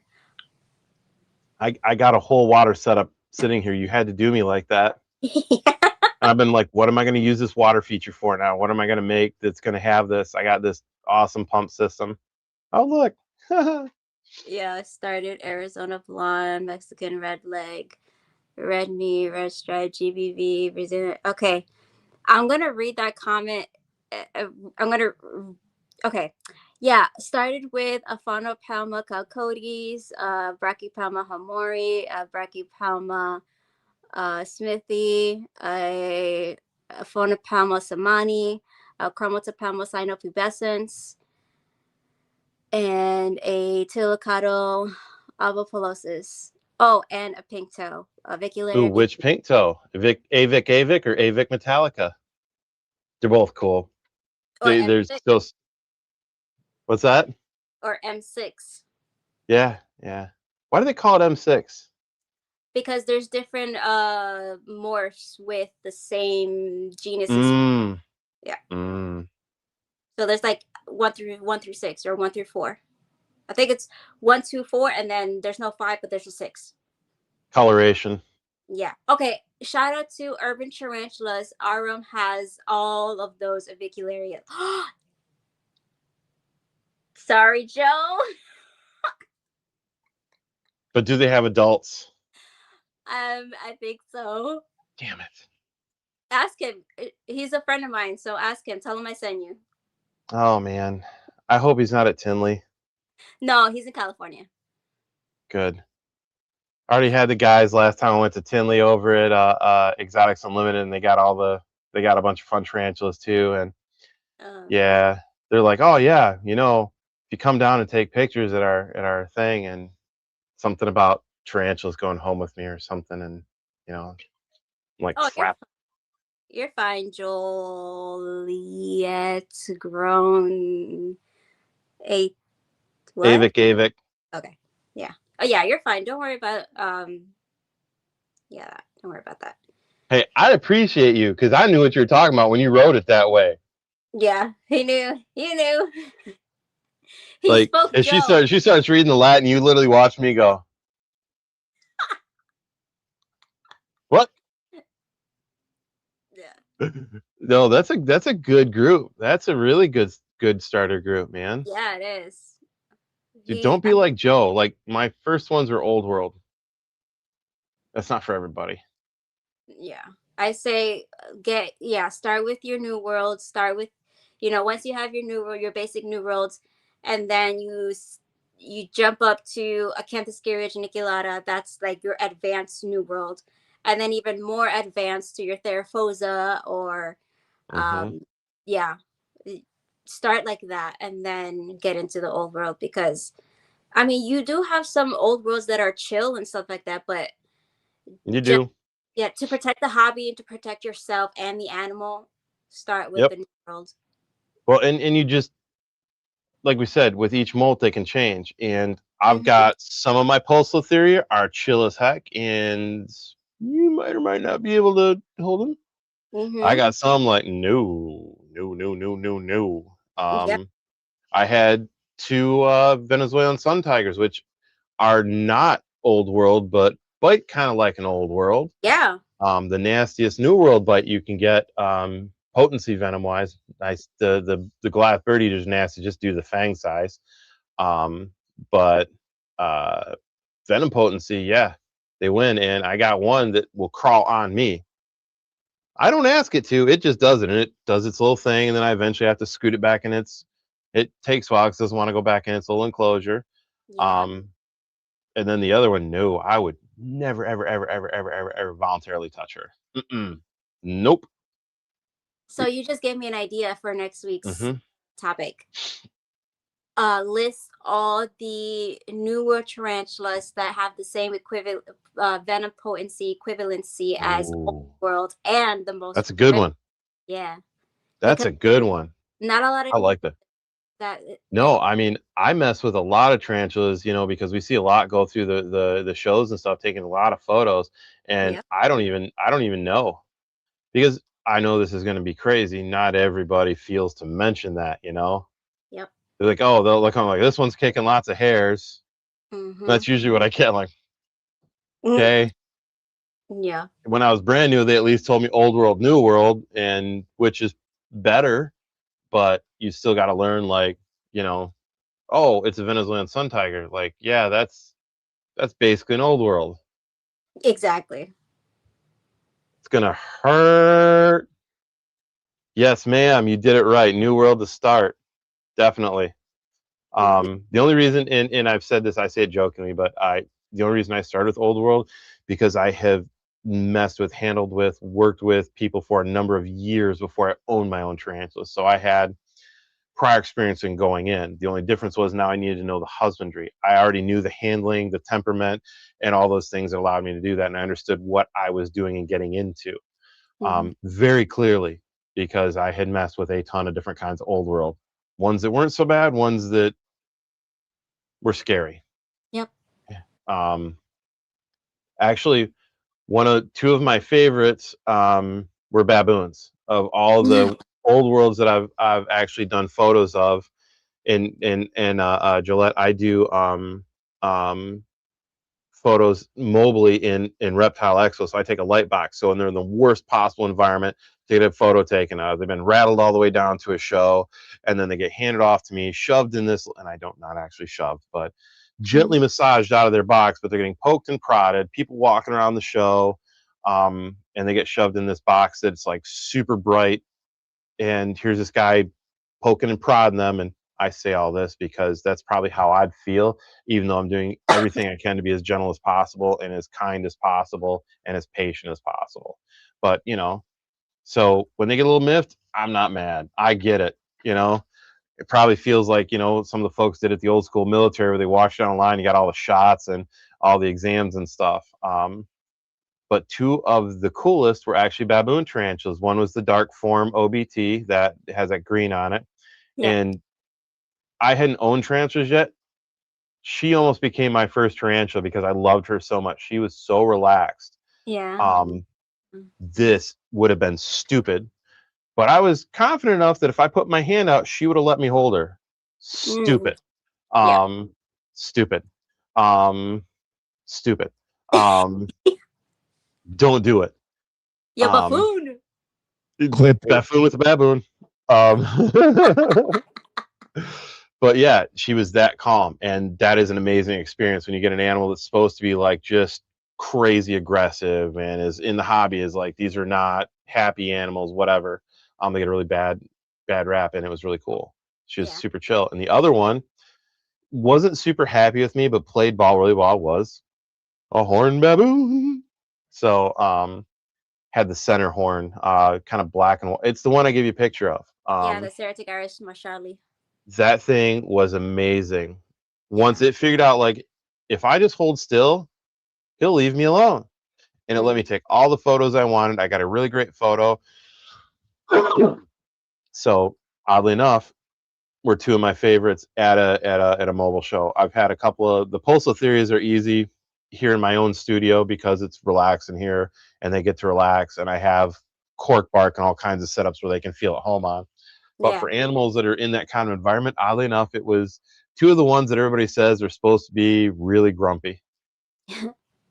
I want to point that out. So that being said, that was a long rabbit hole as to understanding that just because an old world is chill today doesn't mean it's be chill tomorrow. Right. Yeah. Singapore Blue showed up to my studio in my basement. It was the most relaxed thing that old world that I'd ever touched at the time. It was so relaxed. I was able to actually, I got tired because the tongs and the brush and stuff was, I didn't think about a straw at the time. A straw would have been much better because their little feetsies can't stick to it. Right. And I couldn't move it any other way. So I just kind of went, all right, well, it's the left hand, right hand's for clicking the camera. And I just literally started sliding the feed over gently with my finger going, please don't bite, please don't bite.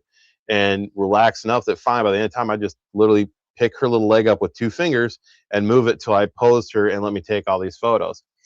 My friend at the time then told me later, like, wow, I can't believe how calm she is. She tried to eat me when we were at home. And I'm like, awesome. I wonder why. And then tells me later that when he got home, it tried to eat him again. And I'm like, Cool. Awesome. Yeah. Once again, people, stupid. Yeah, Vanna has real nice ones. She has there on she rehoused her blue fang last week, and nobody Okay. wants these new worlds. That's quick. That's true. It's true. Yeah. It's one of those funny things that I've found out. All tarantulas can actually move pretty fast, but some really, really can just grease lightning. Yeah, teleport. They basically teleport. Yep. Yeah. I had one of the, damn it, I can't think of the first name. The golden blue leg, the other pulcrites. Arachnids. Pulchripes, yes. Had a subadult there moves so fast. Mm. That was an experience. For some reason, the one that I'm giving you is growing so slow. I've had it for like years, and it's like still the same size. And they're like fast growing, so I don't know why it's still so slow to grow. It Maybe goes it's to got a you weird and locality. yeah.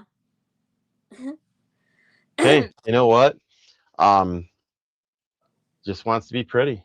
Maybe it's a male. Some of the males grow a little slower, right? Yeah.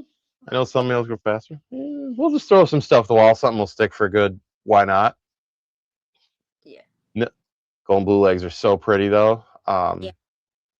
Underrated in the hobby, honestly. I That think was they're actually just. my holdback. What's that? That was actually my holdback. Oh, sweet. Yeah. I think that they're a really cool tarantula that really is like, people talk about them, but I think they're such, they've been dubbed as like such an easy intro to old world that they're kind of, I don't want to say boring, but they're just so common that as an old world that people just kind of, everybody wants a pokey. Like, I love pokies. I think they're awesome. They're cool. They're beautiful. They take great photos. But man, those golden blue legs are like you're getting a yellow version of an OBT Yeah. with these iridescent blue legs of not quite as much as like an electric blue, a Chilsum brachius. I'm close. Kilobrachys. Just give it to me. Kilobrachys, yeah. So yeah, they're underrated. I mean, what a cool species. And they're actually, unlike a lot of the other baboons, they'll come out and display for a decent amount too. Yeah. This one's really sweet, really chill. A lot of them are. A friend of mine, Russ, that he's more into true spiders and ant colonies now, but he used to do a ton of scorpions and you'd love Russ. He's smart like you, and he can remember all the names, instead of me over here. We should actually get Russ on the podcast one night. He's really cool, and he was the guy that, if I handle a lot of tarantulas, he touched everything. He would have everything. I mean, we're talking the big Asian centipedes on him. I mean, stuff that I'm like, Wow. and there's not too much where I'm like, no, I won't touch that. There's stuff, but there's not a much, and not him. He'd hold everything, and he never got bit.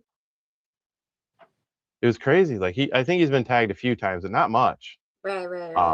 Yeah, it's way less than he should, because I'd walk over like, oh hey, it just got so common it stopped being a shotgun anymore. Because first time I met him, big ass Asian forest scorpion on him, which okay. Then you see like an emperor on him and some other random ones, and I'm like, do I want to know what that is? He goes, probably not. Okay. But he had a golden blue leg, like a good sized female that he would constantly just pick up and hold, and it would relax in his hand like an Arizona blonde or a Brazilian black or something like that would. And you're just like, and then I get the ones that are like, I'm fast. I'm fast. Boy. Right? We need that as a clip or something for some of these. Ooh, I was gonna ask, what is a blue fang? Blue fang is a Chilobrachys.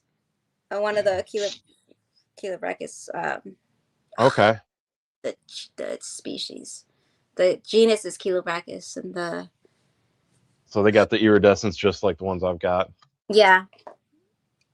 Those are actually really cool species too. You know, it's interesting. There's a blue fang Old World and a blue fang New World. Hmm. Mm-hmm. So we're back to why you don't use common names. Yeah. Ooh, I have a personal question for you. I know I am just dragging this podcast out. So I noticed an OBT get labeled as an orange starburst in the common name. I was like, I've never heard of them called a starburst before. Me neither. It's I was very usually interested in that. It was an OBT. orange bitey thing or orange baboon tarantula. Yeah, they call it an orange starburst baboon. Huh. I was like, is that just marketing? I, I mean, you can do what you want with the common name because it's not the scientific name, you yeah. know? The Gillette asked if we have orange, the Philippine one, the tangerine, the O Filipinus.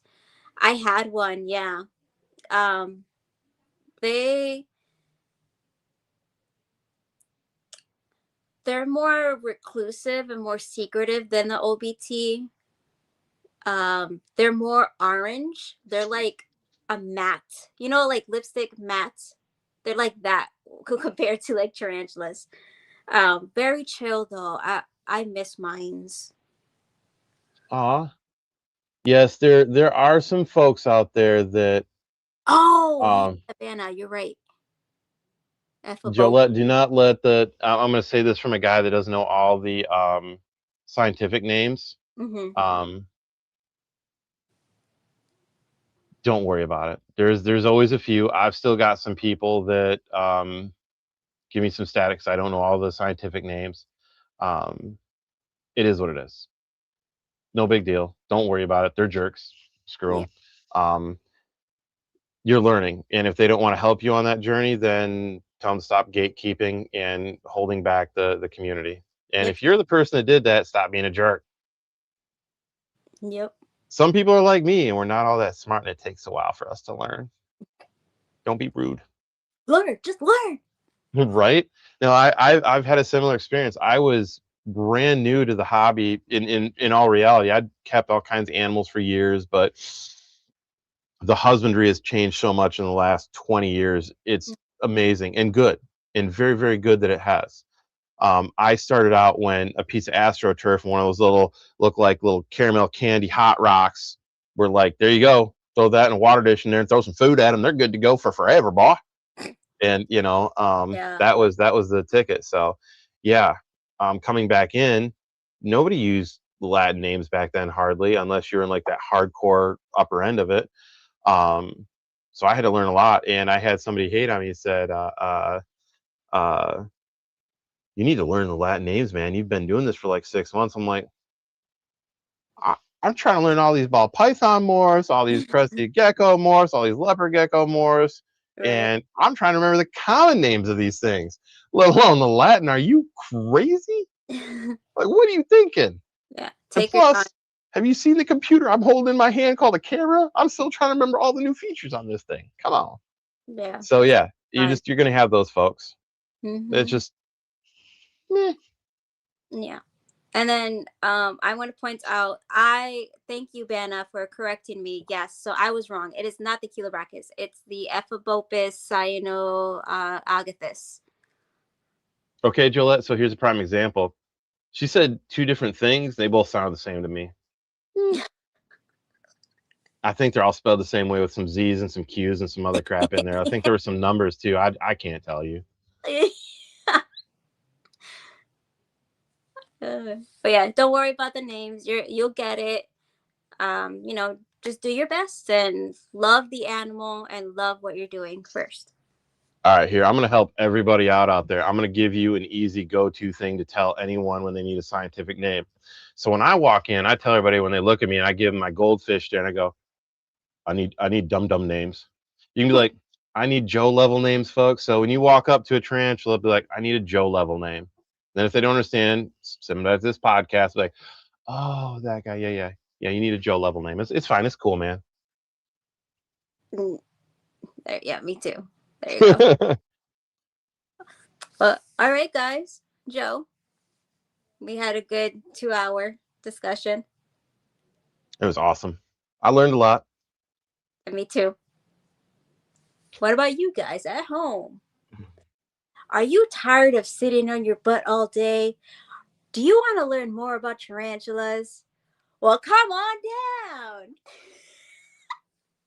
I love it. I love it. Remember those 90 commercials? Oh yeah, I got to do it like my Hulk character in the background. They said it was me. Love tarantulas at the back. Oh yeah, like the Kool-Aid. Oh god, that was scary. My arms looked so little when I did it. That was the most embarrassing thing ever. Cut that out, Sean. Yeah. Thank I you, can see Banna, that's going to be a short. for sure. Thank you, Banna, for coming on. Thank you, everybody, for coming on. We had a blast. Heck yeah. Thank you all for hanging out. Yeah. Gillette, thank you so much for having the conversations. That was awesome. Yeah. Thanks to all our sponsors. Thanks to Big Mike Duval and Heck Sean. yes. Thank you, Sean, for working the back for us as always, dude. Mike and Sean do a lot of work behind the scenes for everyone. We appreciate it. Yeah. Will and G-Paw for helping with all the ads and the marketing and all the stuff that helps keep us going. We appreciate you guys. Yeah. To Fat Man Nation, Chris Eaton and Shauna, you guys are doing great work out there. Thank you so much. Mm-hmm. And go check out Fat Man Nation too. He's got t-shirts for sale. It's all going to a good cause. They do a lot of work for the veterans. So awesome. Oh, dude, Sammy. Sammy. Yeah. Big shout out to Sammy. Our friends over, what's her name? Untamed Exotics. Mine? Yeah. Untamed and Unhinged Reptiles podcast. We are now with Web Wonders on Tuesday nights, 7 p.m. East, and Thursdays, Vibes Up Reptile Talk. Heck yeah, go check her out. If you guys are not, if you want to learn about tarantulas and you're not watching Cat, what are you doing with yourselves, man? You're missing out. I'm telling you. Oh, Sean, you want to come on, and Sean and Mike, you want to come on and tell us what you guys got going on for Saturday, or what's coming up next for you guys on the big homies?